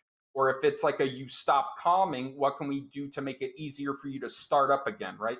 So everyone has their own individual areas that need to improve for us to bring up that floor to help our consistency. So that's really where our focus is right now, just getting lots of reps in scrims, lots of reps in tournaments, because I mean, compared to a lot of other players that we're competing against, our players just have a lot less overall competitive experience. Now, I like that. There's obviously something that a little ironic about a bunch of blokes talking about VCT game changes, but I've got you here, and I think I do want to take this opportunity to discuss it, because you as a roster have been sort of battling it out regardless of VCT existing or not. You've been sort of competing in whatever stage is possible. What's the sort of the attitude towards it from your team, and does it affect you to a great degree, do you feel? I'd like to know what your thoughts are, at least as a representative right now for C9W, even if not your personal opinion. Either one is fine. Sure. Well, I mean, I've spoken, like when it got announced, the team talked about it. We were super pumped about it. I think we're all pretty much on the same page that it's just really, really good for the scene. Similar things to what you guys were saying earlier. It's just only a benefit, right? As far as how it will impact us specifically, we're really excited that means that there's going to be more teams getting resources, both from organizations, but also from these tournaments. Exposure, all that stuff is really, really good for the scene. I mean, we expect to win the event this month in March. We're not going to settle for anything less than a win. Nice. But we're super excited for the scene to continue growing. I can say that over the last several months, there have been a good handful of orgs that have reached out to players on our team to say, hey, we're interested in starting a women's roster. Can you point us towards some players or some communities where we can go do some scouting? There are a lot of orgs that are interested right now. And I imagine that with this announcement, they've gotten significantly more interested. Sure. So I am definitely expecting multiple signings, at least here in NA. And that maybe we can get to the point where we're rivaling where Brazil looks right now, where they have, a half dozen major orgs that also have women's teams. And I would also like to see a Game Changers tournament in Brazil, like for that reason, right? Yes. But at least in the short term for this event, we are going to show up, compete, and try and take it home. But we're really happy just as a group with what this means for the scene as a whole. As you guys showed Alexis's tweet earlier, these tournaments matter a lot, and they do make a big difference. And we're all super excited to see Riot take what is really some leading steps in esports in how to integrate and encourage women to participate more. Yeah, it's actually pretty awesome. And you were just mentioning before, in terms of like inconsistency and stuff that you're trying to address within the team, or how to fix maybe small mistakes to try to get where you want to be with C9W. I wanted to tie back that question to the inconsistency overall, because there was a tweet that came out from KP maybe about 2 months ago that talked about like sorry? I love to talk about this all the time. Yeah. I always talk about this because there's only 13 rounds or 12 rounds per half rather. And sometimes we talked about like the RNG of like the stingers, the RNG of the frenzies, or just the momentum swing of how like there's never a team that's going to be like always at the top. When you're looking at Counter-Strike, you're like, okay, well, there's a potential it's always going to be Na'Vi at the top right now because it's just simple, or because it's going to be Vitality that's going to be consistently winning because they have ZywOo or ZywOo. In Valorant, there's never a team that you can actually crown them as like the consistent #1 team for any region right now. So except for Korea, of course. But is there a reason why, outside of like players' performances, is there anything within the game that adds to that randomness to these results, or the consistency or inconsistency? Yeah. Sure. Well, like I talked about, I don't think our inconsistencies issues are like indicative of maybe what top teams are going through or what would be like a greater trend in the scene. But as far as the overall trend, I definitely think the Frenzy Stinger meta did make things feel a little inconsistent and a little RNG because of how important pistols became, right, in an MR12 format, but then also how many times you're buying a Stinger and just running it. And that is just inherently a little RNG, right? You know, if you're doing a Stinger half armor by 4 rounds in a half, that's pretty wild. So I'm glad that's been addressed. But honestly, I think overall, consistency-wise, I don't think the game is inconsistent or that the results are inconsistent. Like, if we're looking at, like, a lot of people started talking about that around the Frenzy Stinger meta, but also started talking about, like, teams like LG or Immortals performing better. I think they just got better. Like, I don't agree. think it's that other teams are inconsistent. I think a lot of it is that those first strike VODs got studied real hard, man, real hard. So Sentinels needed to adapt, right? They've been able to adapt, which is great. They're not getting read the same way as much. FNS did have some of those reads on Haven, but they're getting better at changing things up. TSM starting to change things up, starting to look better and look like they might actually be able to qualify, right? What's another team that's fallen off a little bit? T1, but they're doing a rebuild, right? So the big and 100 Thieves, they get studied and they don't get to practice and they don't get to come up with a bunch of new strats because of Nitro's absence. So they're trying to make up ground late. So I really think it's more that there's a ton of really talented, really hungry players getting better all the time, new stars, like superstar level talents coming out all the time. And it's more that if you're at the top, it's never by much because of how much everyone else is working. And you just always know there's people hot on your heels, right? So I think that the conversation is framed by the people at the top talking about it being inconsistent, but I would rather look at it from the perspective of the people on the come up that are earning their spot, in my opinion. Dream, that is my favorite take of all time for that. I love you. It's nice to see someone not projecting, I guess. That is so... Thank you. Well, it's easy when I'm not one of the top teams that has a reason to be like super salty about like I'm losing to a team I shouldn't lose to, right? Even Shazam walked it back a little bit though as well. I know when he spoke about that. I really appreciated how he talked about that because I do think that the community and social media ran with it way further than he ever intended, and it turned into something that he clearly didn't mean. I understand why it got misinterpreted, but it also got really had some legs there. Well, why is it? Why is it number one on Reddit? That was too much for me. Like talking about choosing servers and such. I mean, that's a whole different discussion. Listen, I'm sure you have been, looking with great interest at Astra, and already you're probably thinking about the kind of impact that agent can have in the game. Can you share with us some initial thoughts from yourself, or maybe how the team has been discussing how she might be employed in pro play in the future? Sure. So, just like a lot of other teams, we had one player that was invited to test early.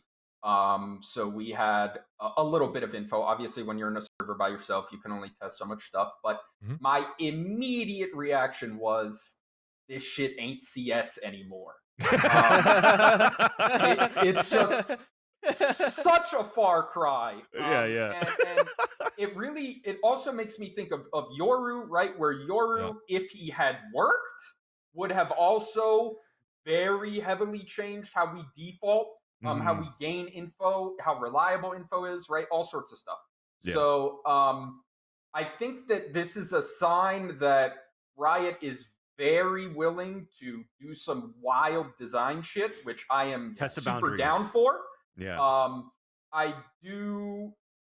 have like some small nitpicky stuff, like some of the interactions could be a little more intuitive, or like I feel like having a smoke be 2 different colors is really annoying for like crosshair colors and colorblind people and shit.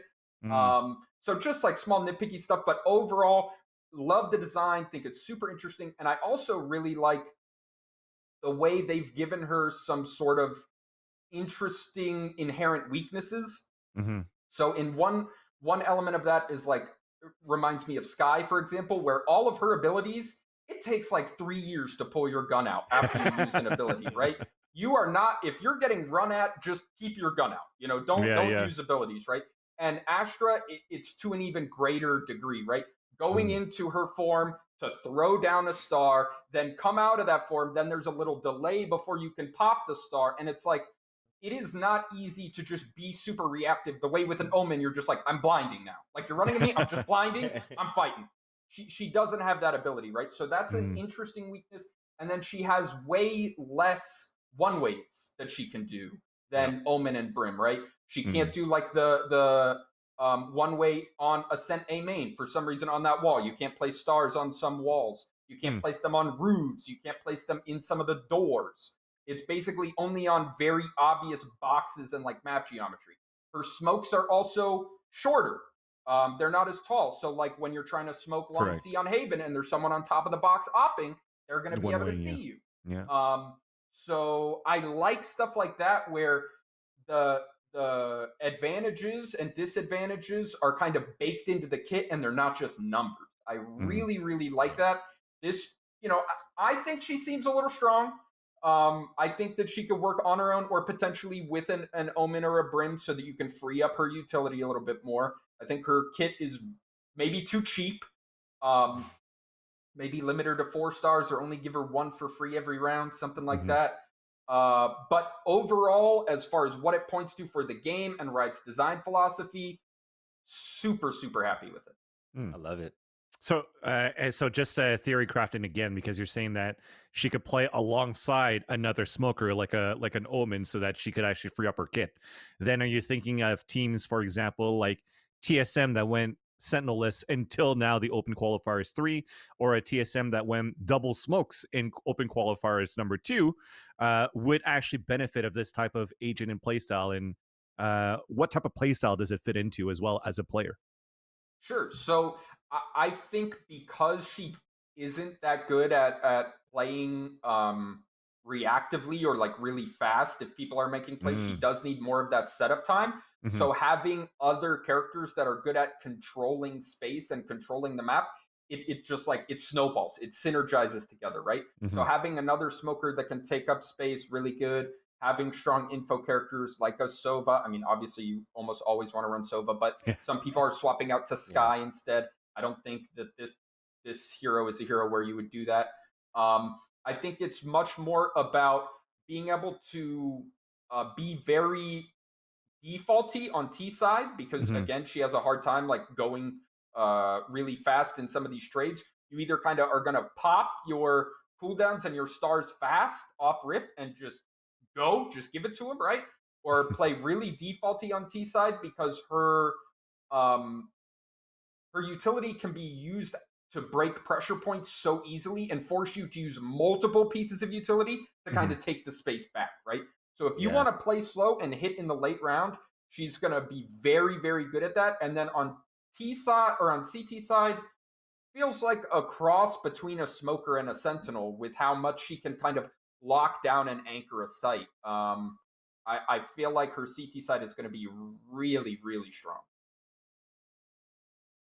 Now, I have a question. There's a lot of Valorant that's happening all around, and it is really hard to follow all of it. You got NA, you got EU. I love Korea. Shout out to Tasteosis, right? But Brazil, Dream, you keep an eye on Brazil. How do you feel about that, man? So, I mean, I really like watching Brazil. I try and watch EU, NA, and Brazil primarily. I catch some Korean matches, obviously. No one can watch it all, bro. It's okay. Yeah, can't watch it all. Especially when I gotta be in scrims and stuff. It's rough. You gotta pick and choose. But I think that Brazil is a really, really exciting region right now. I think that they perform at a high level. They have a unique play style. They definitely have the viewership numbers. There's been some drama around the community about the allocation of the Masters slots. I'm not going to pretend like I understand the reason for EMEA being the combination of CIS, Turkey, and EU. I've heard people in that region talk about how separating it would affect CIS, would affect Turkey, whether it's good or bad. I don't really understand the decision behind that, but I definitely feel like 4 slots for that entire region, or 2 slots rather, is not enough. I would rather see something like 4 slots. I like this take. I think that would be a lot better, but I don't understand why Brazil is a part of that conversation. Why come after Brazil here? Exactly. That's my thing. Brazil does not deserve any disrespect at all. I would have loved, obviously, COVID limits what we can do. There could be a million reasons why there was only 10 teams, even though it feels kind of obvious that it's got to be COVID or logistically like related. I would love for Riot to just give a small statement on it so we can just kind of wash our hands of it and be done with that. But certainly, I think that we want as many slots as possible, not just for the major regions that deserve to be able to send these teams that are really like working hard to prove things, and we're trying to get more sponsors involved in those major regions, right? But also the minor regions. And if we were able to have a 16 team bracket, right, we could give what, in my opinion, the 3 major regions, EU, NA, and Brazil could all get 3 representatives. We could get the 4 individual regions that are getting representatives now could still get them. You could give CIS and Turkey their own representatives, and India. I would also love to see start to have more support as well. I think that Valorant's in a great position to be a truly global esport and bring a lot of these regions that have been kind of passed over before more into the spotlight, and we can get the most talented, best players from all around the world playing this game. Well, hey, Dream, what state you live in, man? I live in Atlanta right now, but I'm from Florida originally. Oh, so you down south? So you closer to Latin America than all of us, man? Do you think? Do you honestly think? Because I was thinking about it. Yo, Uber chill. I was thinking about it. Do you think that Brazil as a region is underrated outside of what we know in NA? Because I know in the games that I've been in, Latin America and Brazil are biggest. And you're being asked this question because you're geographically proximate to that region. You're closer. So you have a connection that we don't have. You're right there, man. I would say, California, what's your point? Oh my god. We do scrim some of the Latin American North teams. Okay. We scrim, how are they? We scrim LDM. We scrim Laser Clan. I would say, and those are like some of the better teams in Latin America North. We don't scrim Latin America South. We don't scrim Brazil. There's too much of a ping issue. But the good Latin America North teams do scrim a lot of NA teams. They're really competitive around the tier 2 level, right? The top of tier 2, bottom of tier 1 level. The Latin America North teams. As far as the Brazilian scene, I mean, obviously they're underrated. I definitely understand why. There's not a lot of ease of access for a lot of people in NA, and obviously we're very focused on ourselves. A lot of NA doesn't watch very much EU either, and EU gets underrated by NA. It's not a mysterious phenomenon. We just have to, like, for once in our lives, just be like, okay, maybe the other regions are good. NA is just super excited to be good at an esport, though. That's really what exactly. It is. Well, honestly, but Brazil is Portuguese NA, though. Go ahead. They say good at an esports, but how the fuck do they know? We haven't had international competition yet. This could be if the dream comes crashing down again, I'm. Can you imagine? I've seen this happen. Dream. You're an Overwatch coach, mate. We got to watch the decline of North America in at least one esports scene in the past, bro. I know who was on your team, mate. I know what you dealt with, man. No, man. I am actually one of those people that live on like literally cloud 9, where like NA is the best right now in the world. And when I want to talk about Brazilian Valorant versus the North American one, because people have been asking me about the play style, and I've watched a bit of Gamelanders and Furia, and I still feel that their unique aggressive play style is still very similar to somebody like a team like Immortals or a team like Sentinels if they want to rush very fast. So what actually characterizes Brazil to be that more aggressive than we are here in NA. So the thing is that the aggressive teams in NA, right, or teams that don't play very defaulty, they play fast, they hit sites. Yeah. The difference is there's a big thing in Brazil where you have your step 0, like where everyone starts at the start of the round, your step 1, step 2 of your default, but they aren't just hitting sites fast, they're just defaulting at the fucking speed of light. Everyone goes, and the team's more well-rounded. It's insane. It's so much pressure where, usually what's going to happen is, I'm going to use some utility like a raise nade or a boom bot for some control on an extremity early in the round, right? And then you're going to wait a couple seconds. You're going to push back in with some info with like a dart or a drone. They're just instantly swinging, like with 2 people. As soon as the nade or the boom bot is gone, they just double swing it. They're like, we don't have to use utility. If you're here, you're just going to be dead now. And then as soon as we get that kill, even if it gets traded, we're instantly popping utility on the site and we're going. So it's not like it's just a off rip. We're popping these smokes. We're omen blinding. We're flashing. And it's just the 5 steps are just the same no matter what the enemy team is doing. It's a giant branching decision tree, and they're just going at the speed of light. Even the supports, this cultural vivacity of Brazilian people permeates the way that they play. Yes. I've seen it in Battlefield as well.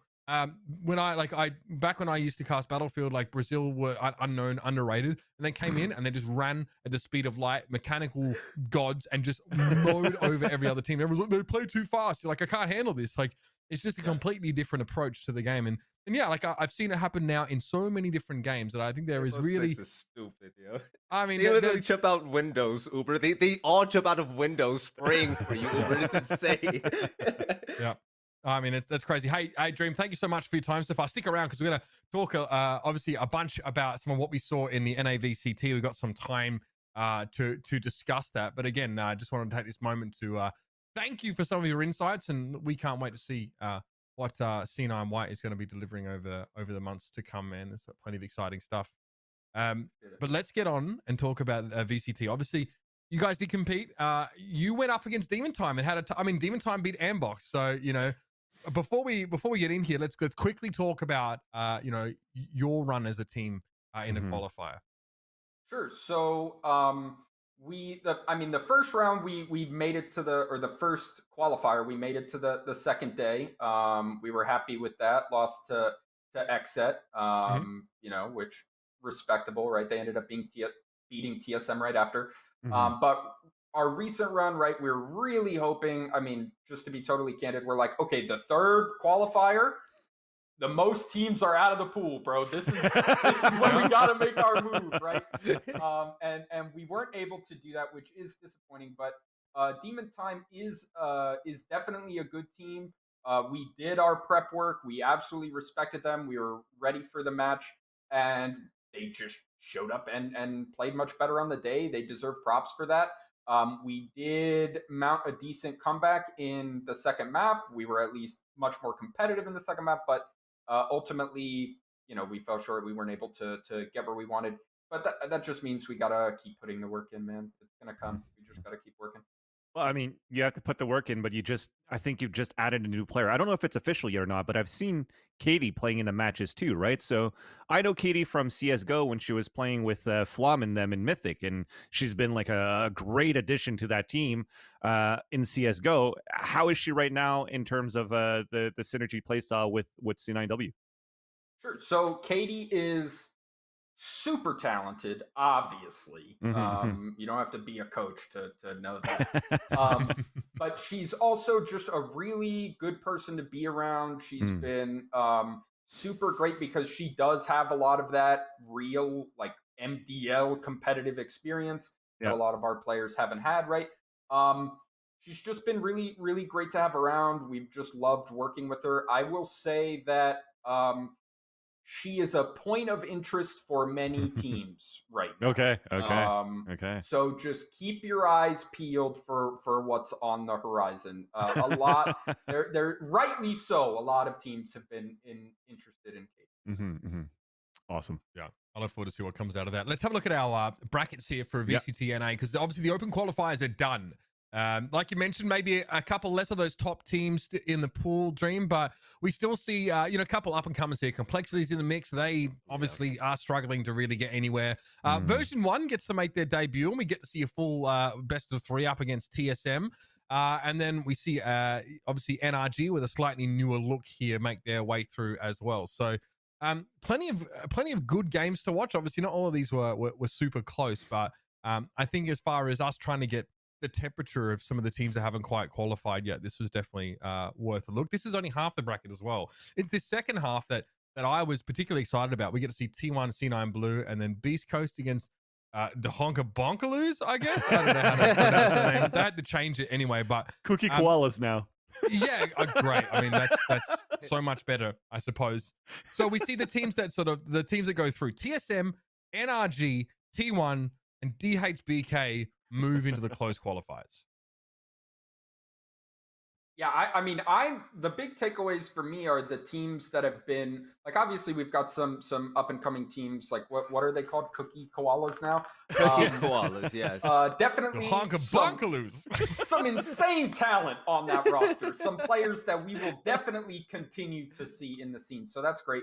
But obviously the more interesting sort of narrative is, how is TSM bouncing back? How is T1 looking with their new roster? And obviously, how is C9 Blue doing with the changes as well? And we have decent answers to those things right now. And obviously, TSM is looking like they have a really decent chance of still qualifying to Masters, which I think everyone at this point just wants to see, because to make Masters feel like it really is that high quality tier 1 event, we just want TSM to be there. I'm glad to see that they're bouncing back a little bit. And obviously would have liked to see the C9 Blue versus T1 match go a little differently, but I think that T1 has been adapting pretty quickly, and C9 Blue is still just working some things out with many role changes, roster changes, all sorts of stuff coming in. So I think just a little more time is necessary. Unfortunately, that just doesn't line up with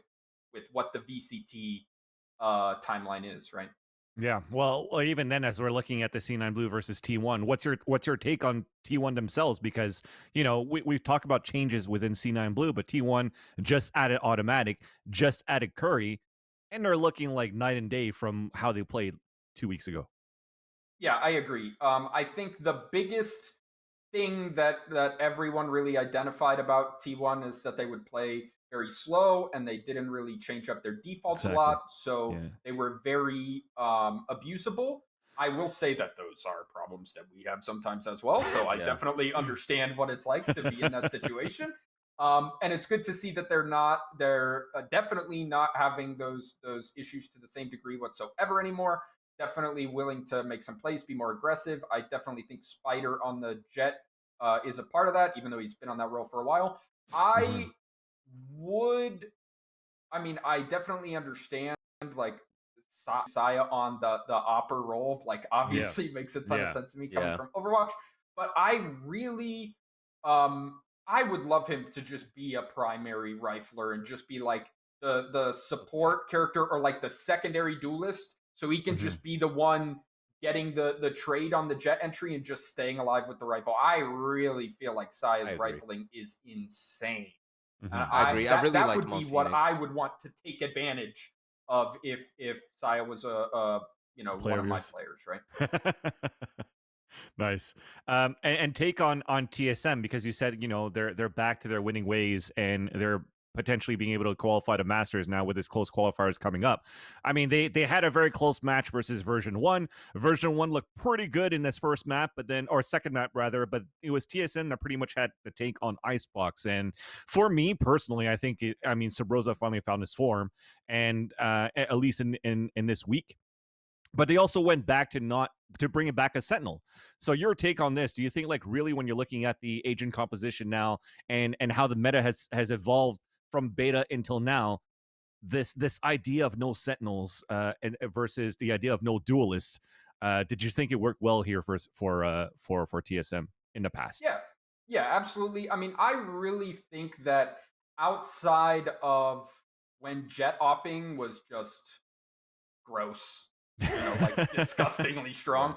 For the majority of the run of the game outside of beta while it's been live, you can run almost any comp or any style you want to, as long as it fits your players, your play style, and you're committed to it.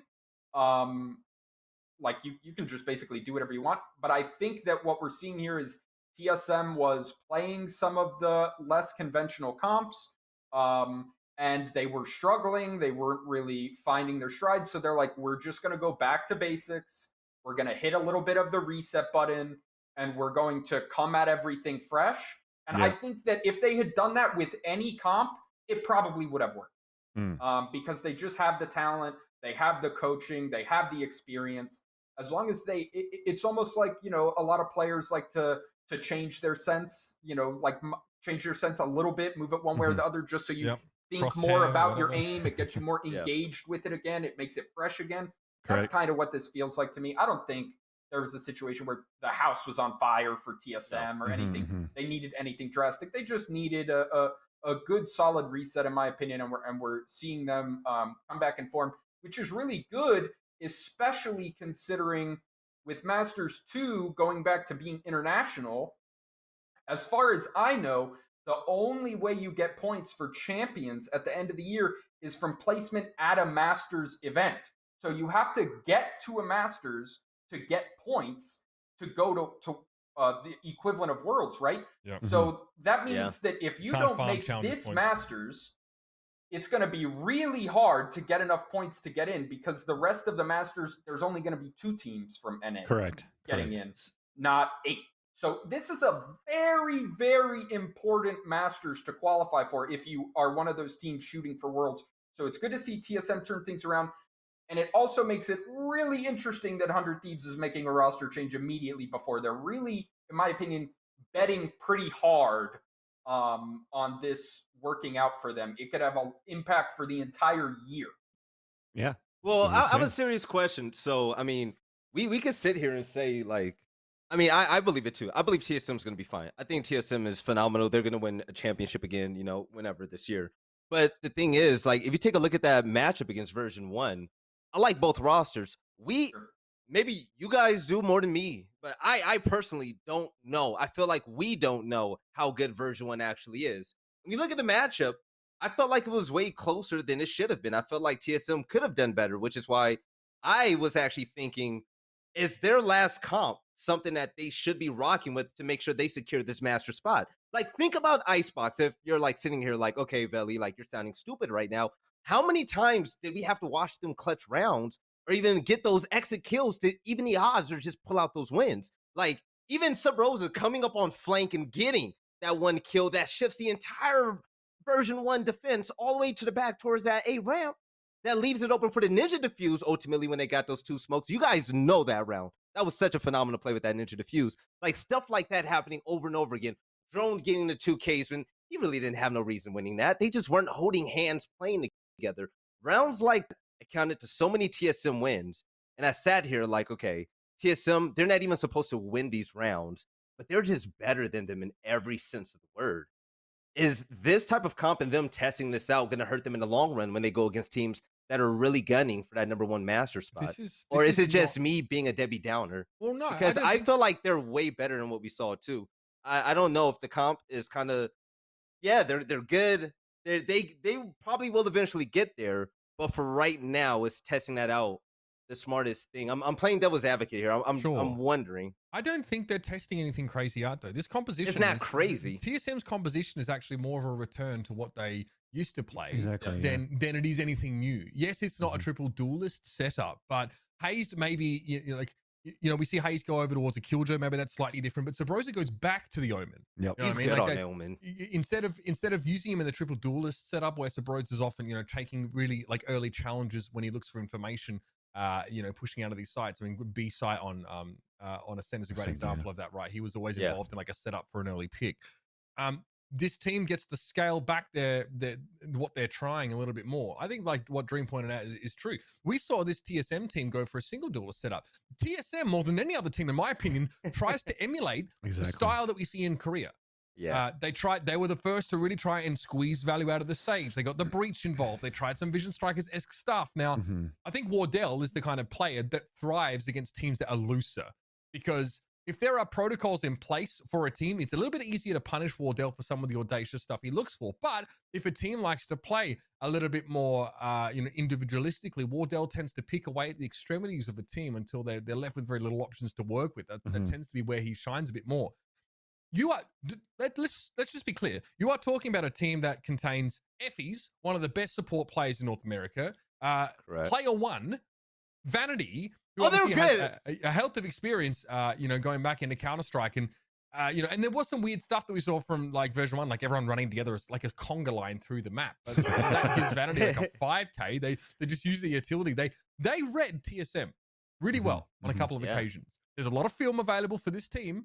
And TSM have been fairly prolific, having to play qualifiers so far this year. You go and watch Gen G undo TSM, and you probably learn quite a bit about what that roster, where some of their weaknesses are at the moment. I don't know if Dream disagrees with that or not, but I think that TSM met my expectations, to be fair, and I still think they're okay.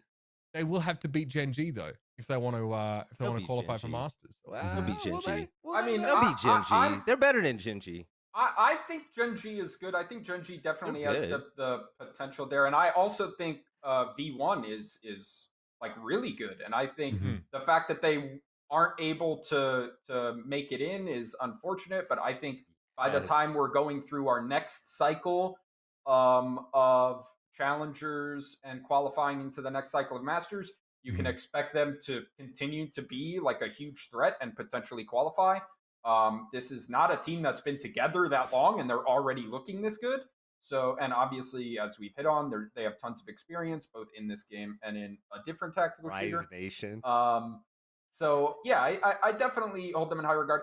I think TSM always, like, even against teams that are better than them, and I wouldn't say Gen G is clearly better than them right now, but they always have the potential to win because of their playmaking, right? Like we talk about Subrozo, we talk about Drone, we talk about Wardell. It's not just that they are nutty aimers. They have great aim, but they are playmakers. They come up with plays out of thin air. They come up with timings. They read things, right? There's a difference, there's a difference just like in basketball, right? There's a difference between a scorer and a playmaking scorer. And TSM has playmakers. And that's what always will keep them in a lot of these series. And if they have to fall back on their playmaking to win, you're kind of okay with that because you just have so much of it. You actually can reliably make plays when you have three of the best playmakers on your team. Shout out to Cutler too. I thought Cutler's been amazing lately. Yeah, I think the unit as a whole for TSM has been looking pretty good. But I think we should move on over to Energy as well, advancing, right? So Energy for me, I know there's been like some Twitter drama around like Android being a little bit angry about like his performances or how people expect the expectation of Energy.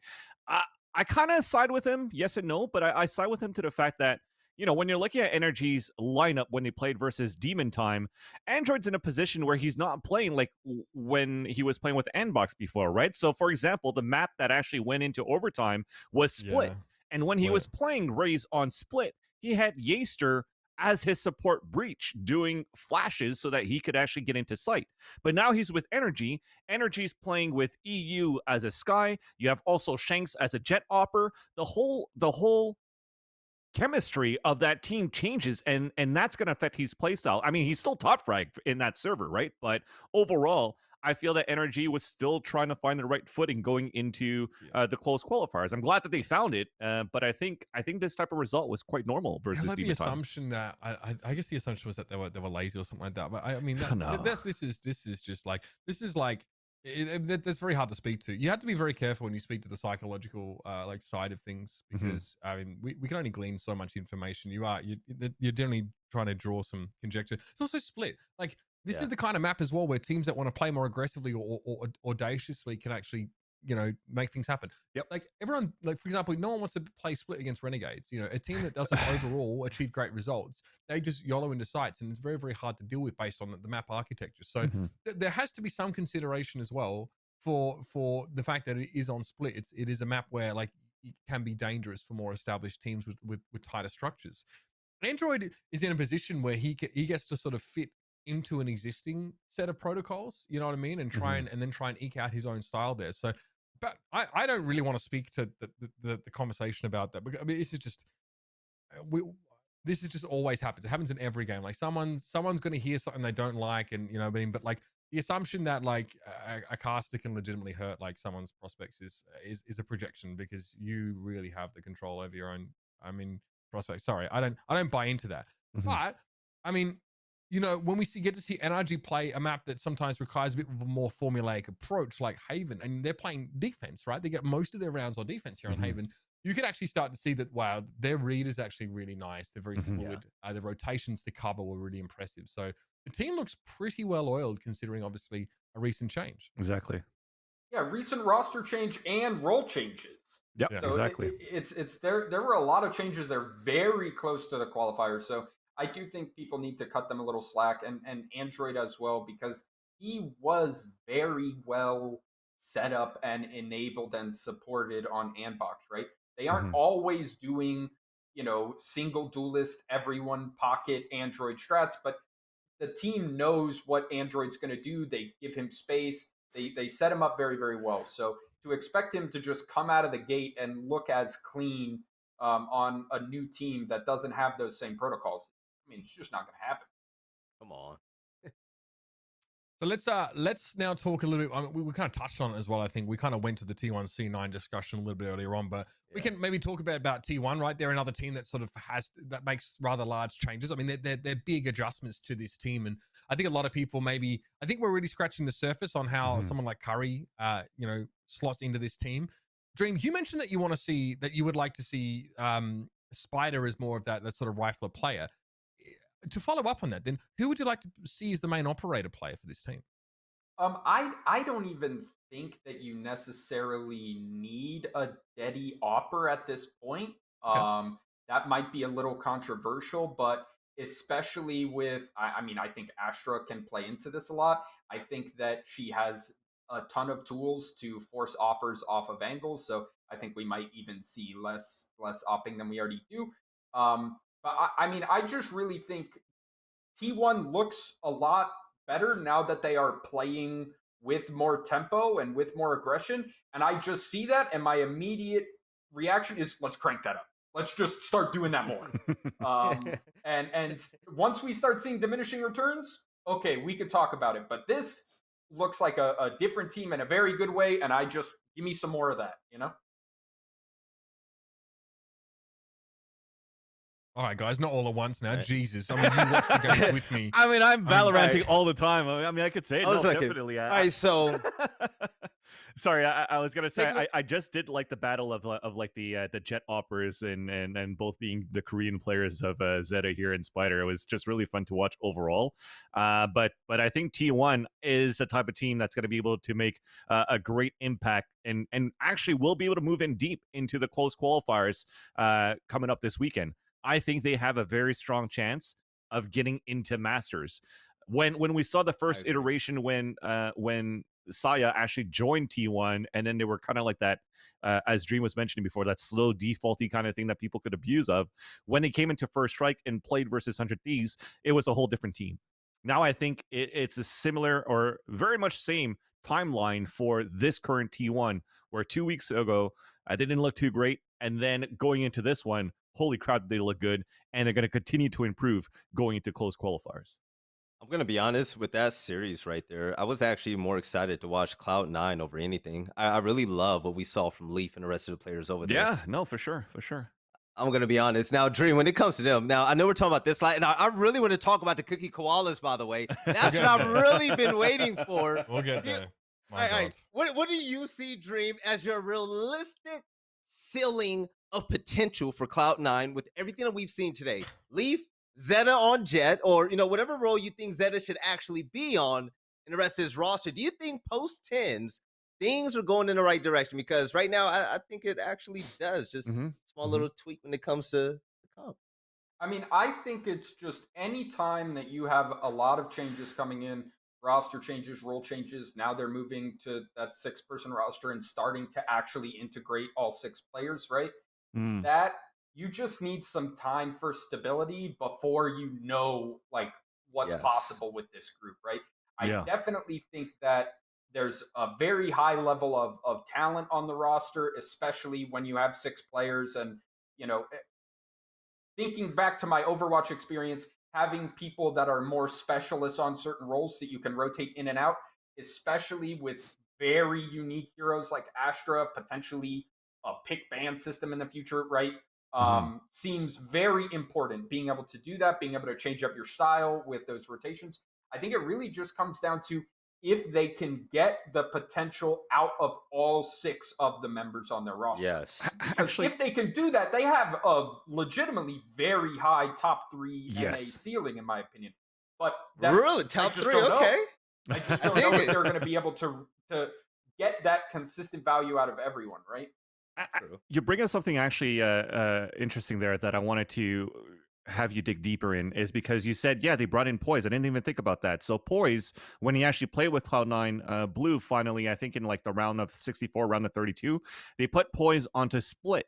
But for me, what I saw was that it was just like a change, because he played as a Jet on that map as well, where you have Zeta playing as a Jet Opera as well for Cloud9 Blue. So what was that point, or how do you find that that 6-man roster right now if Poise currently is just replacing a Jet to a Jet?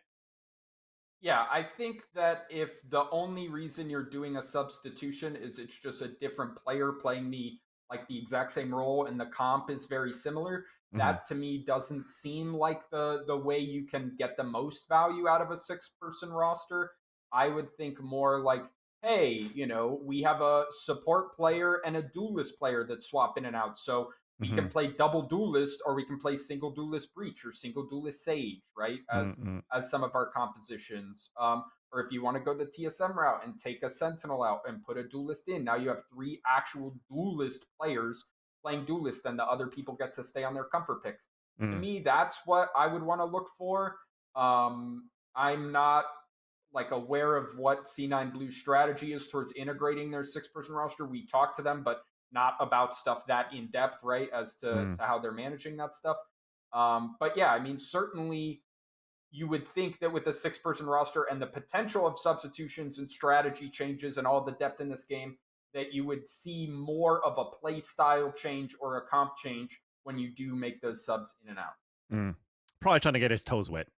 Just in that matchup there. It's a process getting everything integrated and whatever. I have my ideas on how it worked in Overwatch, but this is not Overwatch, right? You have to figure out how a rotation should work in this game, and the only way you can do that is trial and error. Awesome. Now, I mean, we're leaving the best till last here, but we do have to talk about the 4th team that actually makes it through the closed qualifiers. Cookie cutters. Bonkaloos, baby. However the hell you're going to say it. What are they now? Cookie koalas. Thank you. Yeah. Importantly, right, it's a match against Beast Coast. Beast Coast, who beat Renegades in a best of 3 to get there, and then DHBK destroy BBG to get into this match. That's a 2-0. Yeah. I mean, this team is there's definitely something distinct about the way that DHBK plays, you know, in terms of, I don't know, their aggression, what kind of weapons they like. Let's get everybody's roundtable takes on what this roster looks like, because obviously there's a lot of hype around them. Yo, hey, Van. So what was the thing that you said about if Harmon's alive? What is possible? If Harmon's alive, don't count him out. Actually, in this game, man, they're like the way that he was fucking getting those 3Ks, those retakes are just holds. He was just, as a Silva right now, it's looking so good for DHBK. For a team that's only been around for a week and like practice for 3 days and still make it to the qualifiers. Mitch, you said that they beat SSG. They also beat Built by Gamers. Like, they had a very good run. For me, this team is kind of like a revived Moon Raccoons, kind of like everybody wants the story of the underdog, and everybody was cheering for Moon Raccoons going rip to them. Apparently they're hinting of a comeback, but I still believe that DHBK is going to be that new team kind of that's going to have the same vibe as Moon Raccoons. I loved watching them this weekend. Yo, I'm gonna say this, yo. I love Jammies. I think Jammies is a nice Jet. But yo, that man Screwface, he screwed it up. He fucked it up in that game, yo. Yeah. That entire series, yo. Screwface as the Opera, opening up. Good, man. He was opening up lanes all 24/7. The man was 7-Eleven, right? But it was really between Harmon. Harmon came from what?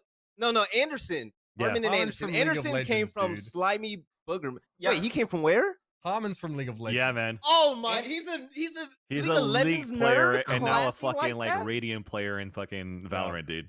It's amazing. His clutch ability, the man is young Hiko. But yeah, him, Anderson, and Screwface were off the chain. Dim Sum, I love him as Killjoy. I think that this team is well rounded, and the fact that they put this squad together for these VCTs and they dominated 3 signed teams, salary teams to make it there. Yeah. I'm a fan of pick cutter koala team, whatever.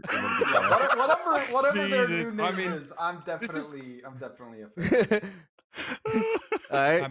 I No, think that- they had the most impressive showing, in my opinion, that during Oh that. yeah, no doubt, no doubt.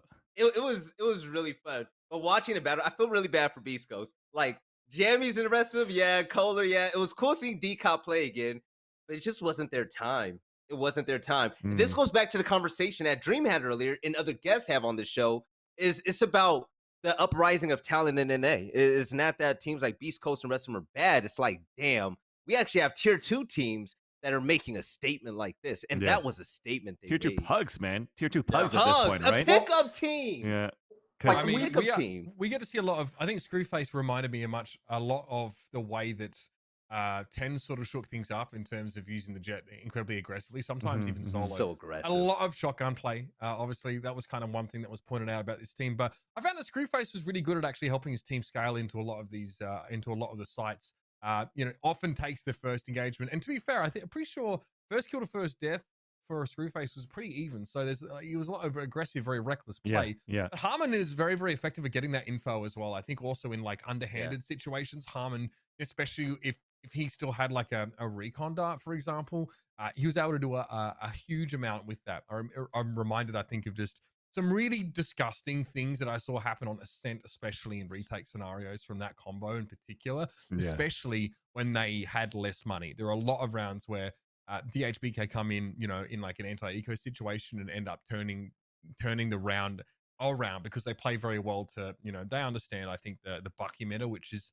something that's going to be around for a little bit. I think you're going to see a little bit more of that now, less so of obviously the Stinger sort of frenzy plays. So yeah, that's what Screwface reminded me of. I was like, damn, reminded me of like impact that Ten's made early on by playing very disrespectfully, but getting a lot of value here. This leads us into our next topic. Do we really think, though, that this team has much more legs right now in terms of making it through the closed qualifier? Well, Why do you ask that? Because people tune into the show, believe it or not just to hear regurgitated opinions. What's from their Sideshow. matchup? They actually Luminosity? It's LG, man. I think this is doable. I'm gonna I let think you they speak can first, win Dream. against LG, and I'm an Yeah. LG fan. Go I ahead, Dream, don't because you were wondering who it know, was. I think you agree with me that since it's LG, I think it's doable. It's a play styles. I don't know. I mean, I think that okay.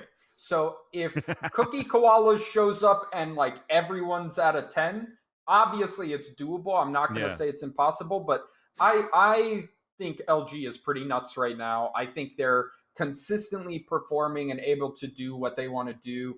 And I think that LG, I mean, really the only thing that I think would be a problem is the fact that Cookie Koalas does play kind of goofy with the shotgun, not in like a bad way. But that might be something that genuinely like throws LG off, and they need to be prepared for that.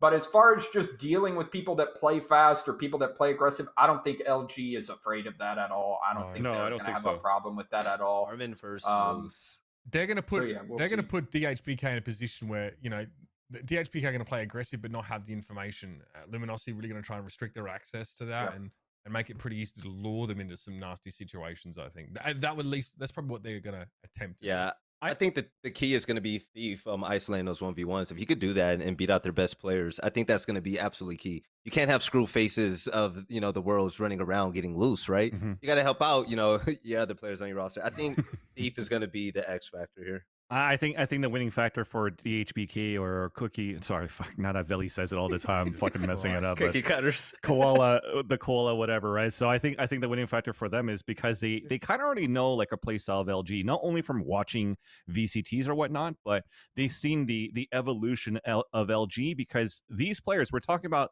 Ange, for example, that played with Rise before, Anderson that did with Slimer Burgerman, Screwface, MMG, like all these guys are in tier 2. And when we had the conversation of LG playing a lot of tier 2 events before we had the conversation of them being in the tier 1, well, where did they face against each other? Where did they watch each other? Nursery Gamers Monthly, like the Pittsburgh Gauntlet Knights, like all that kind of stuff. Like these teams and these players have probably studied or played against each other before. So I think that winning factor is like kind of like knowing that play style, playing against them before, knowing how they play now by studying the VODs.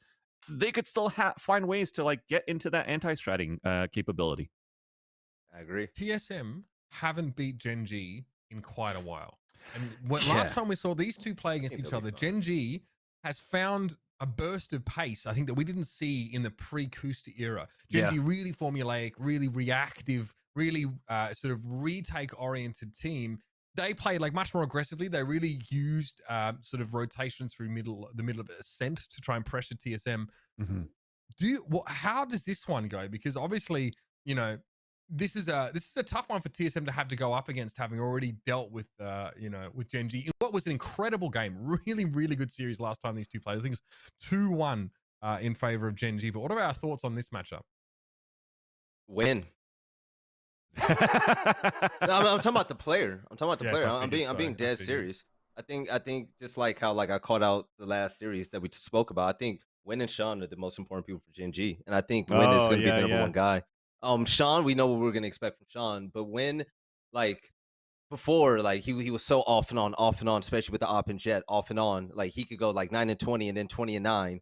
But then the fact is, we're not expecting him to go 1-1 with Wardell. We're not expecting that. If he's able to pick out the other duelists like Drone and Sub Rosa, right? Like that's gonna continue to help out players like Sean and the rest of that roster to win. But I still think it's going to be all on his back, because to me, I think he puts in some of the hardest work in his role. And as long as he stays consistent, the team is going to win. Because the rest of them, I have full faith in them. I love what they do.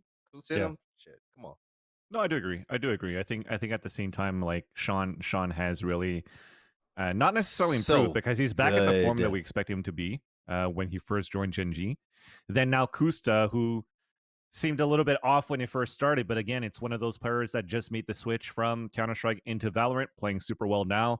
They've been very aggressive in their last games and putting good results. Wins, as you were mentioning before here, Veli, he's actually landing some good shots with the operator versus TSM, as they have this rivalry from the beta days. We wanted, talking to Taylor, for example, the coach, he was like, man, it kind of sucked for First Strike that we couldn't have Gen G in there, because they're one of the staple rosters that you expected for them to make it through, and they didn't.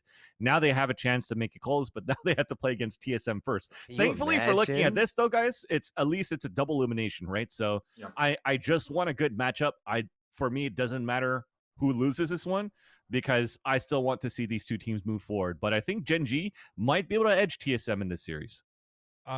We're getting close to 3 hours now, so what I want to do is move on to the more interesting part of this segment, is where we have to decide what 4 teams qualify through. So I can remind you what the bracket looks like if you need to be reminded. Obviously, it's double elimination. Yeah. Now, last time we tried to do this, we're just never going to get a consensus. So I'm changing the format. This time, we are choosing a team. One of us gets to choose a team and justify it. If your team gets chosen, bad luck, choose another one. We start with Dream, so there's the least chance of getting fucked up before we get to someone who actually knows what he's talking about. So, obviously, who do you think, Dream, is going to be the most likely team to qualify through Masters, through this bracket at least, and why?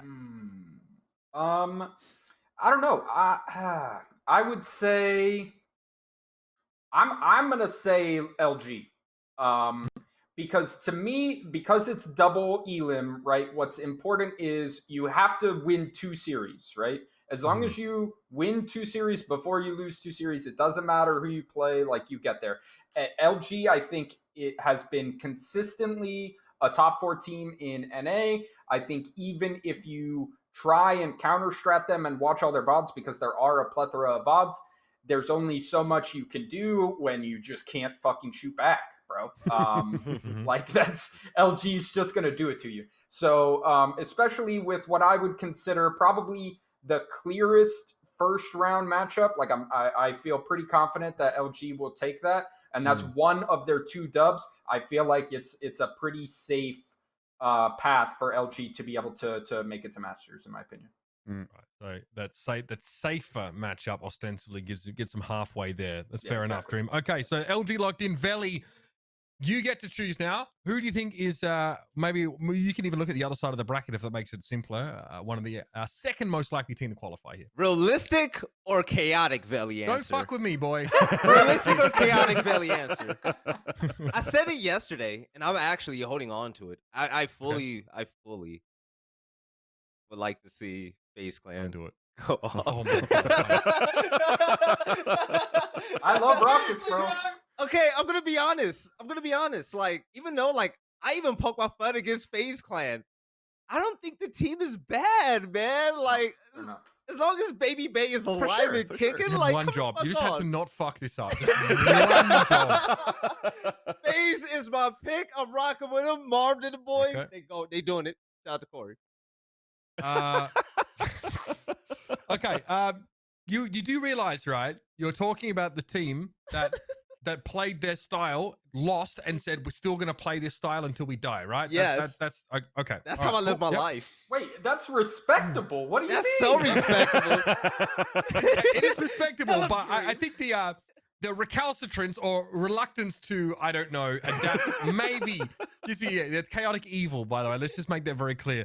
Vance, I'm giving you the harder job because I actually trust you to be able to make an informed decision here. I think that Gen G get through the lower bracket. So I agree with where Dream is going. I think that Gen G maybe struggle up against LG, but I think that Gen G squeeze out a win against like a 100 Thieves or like a T1 or someone like that. Interesting. In the lower bracket. I think I've been really impressed in their evolution already with Kusta on board. It's an addition to firepower. Even though we initially didn't actually think it might make that big a difference. All respect to player 1, of course, and hopefully that he continues to succeed on V1. But I was, very, very impressed with how they had evolved against TSM in that matchup. And they're the kind of games you need to be winning consistently here. Competition maybe isn't quite as staunch, but I think they'll get through. Top 2 in this bracket, Uber. Holy fuck, man. Now you guys put me in a position where no matter what team I choose between TSM, 100 Thieves, or T1, I'm going to make some of the pros mad at me of like why they're not on this fucking list of who we think is going to qualify to Masters. Yeah, that might have been intentional. Okay, so I'm going to have to go with a safe bet over here, in my opinion, and my safe bet is probably going to have to be fuck. That's hard. There's 2 safe bets. Yeah, you know what? Like, I'm gonna have to go against Veli. I think that T1 is gonna be the one that's gonna be able to improve. And like, to the same logic as Dream, is that if they ever already make it into the semi bracket upper, they might have a better chance to move forward into the lower bracket 3. I know they have to play against a TSM and they have to play against 100 Thieves. For me, 100 Thieves, like I said, I think this might be a gamble, where in the long run, it may pay off. But I think they might potentially fall out short with such a drastic change in a short-term notice and how they have to flex into different agents right now. And as TSM are still trying to find themselves, as they're looking better to be able to have a Sentinel back in the roster where I would like to be proven I wrong. thought you were going to choose TSM. I know. To be honest, dude, I thought I was going to choose TSM as well. I hope they watch the full VOD and not just the clip Bro, before I get unfollowed by other fucking pros. Nobody picked the first strike champions to make it to Masters, bro. I know. We don't have the first right champions nor the runner-ups in there. That's It's fucking scary. crazy. I can't believe That would it. be nuts. That would be a super interesting storyline if that is how it plays out. But Should I that's real change it? life. That's what's Should I change happening it? right now, though. No. You had a really strong argument. I say you fucking keep it. I like your T1 pick. I don't know. Like I said, I still like the winning ways of TSM that they're back though with the Sentinels though. Can I say something, Vasily? This is one of the few times where I see you just not pick a super easy answer and actually like spit some real shit about an underrated team. I see you stick with T1. No, I really like the T1 pick. I'm being completely honest. All right. Okay. Vansili, just, now that you've said that, just maybe for think about the fact that these are paid professionals representing a big org, also playing the biggest tournament in VALORANT, and that happens to be their last chance. Seems seems obvious that TSM are just lost and nothing to do with not trying. Okay, Yeah. So, they let off the gas for the VCTs. Look, if anything, I'm looking forward for the rematch of T1 and 100 Thieves of First Strike. So that could be a good way to fucking prove me right that they're coming back with fucking a vengeance against 100 Thieves. If I'm wrong, more power. I just want, you guys know me. I want all these teams to fucking play. But if I want to take a hot take this time, T1's it. Okay, I need to answer this quickly. Everyone's like, why is it Gen G over TSM/100 Thieves? Maybe not. I think that they already beat TSM.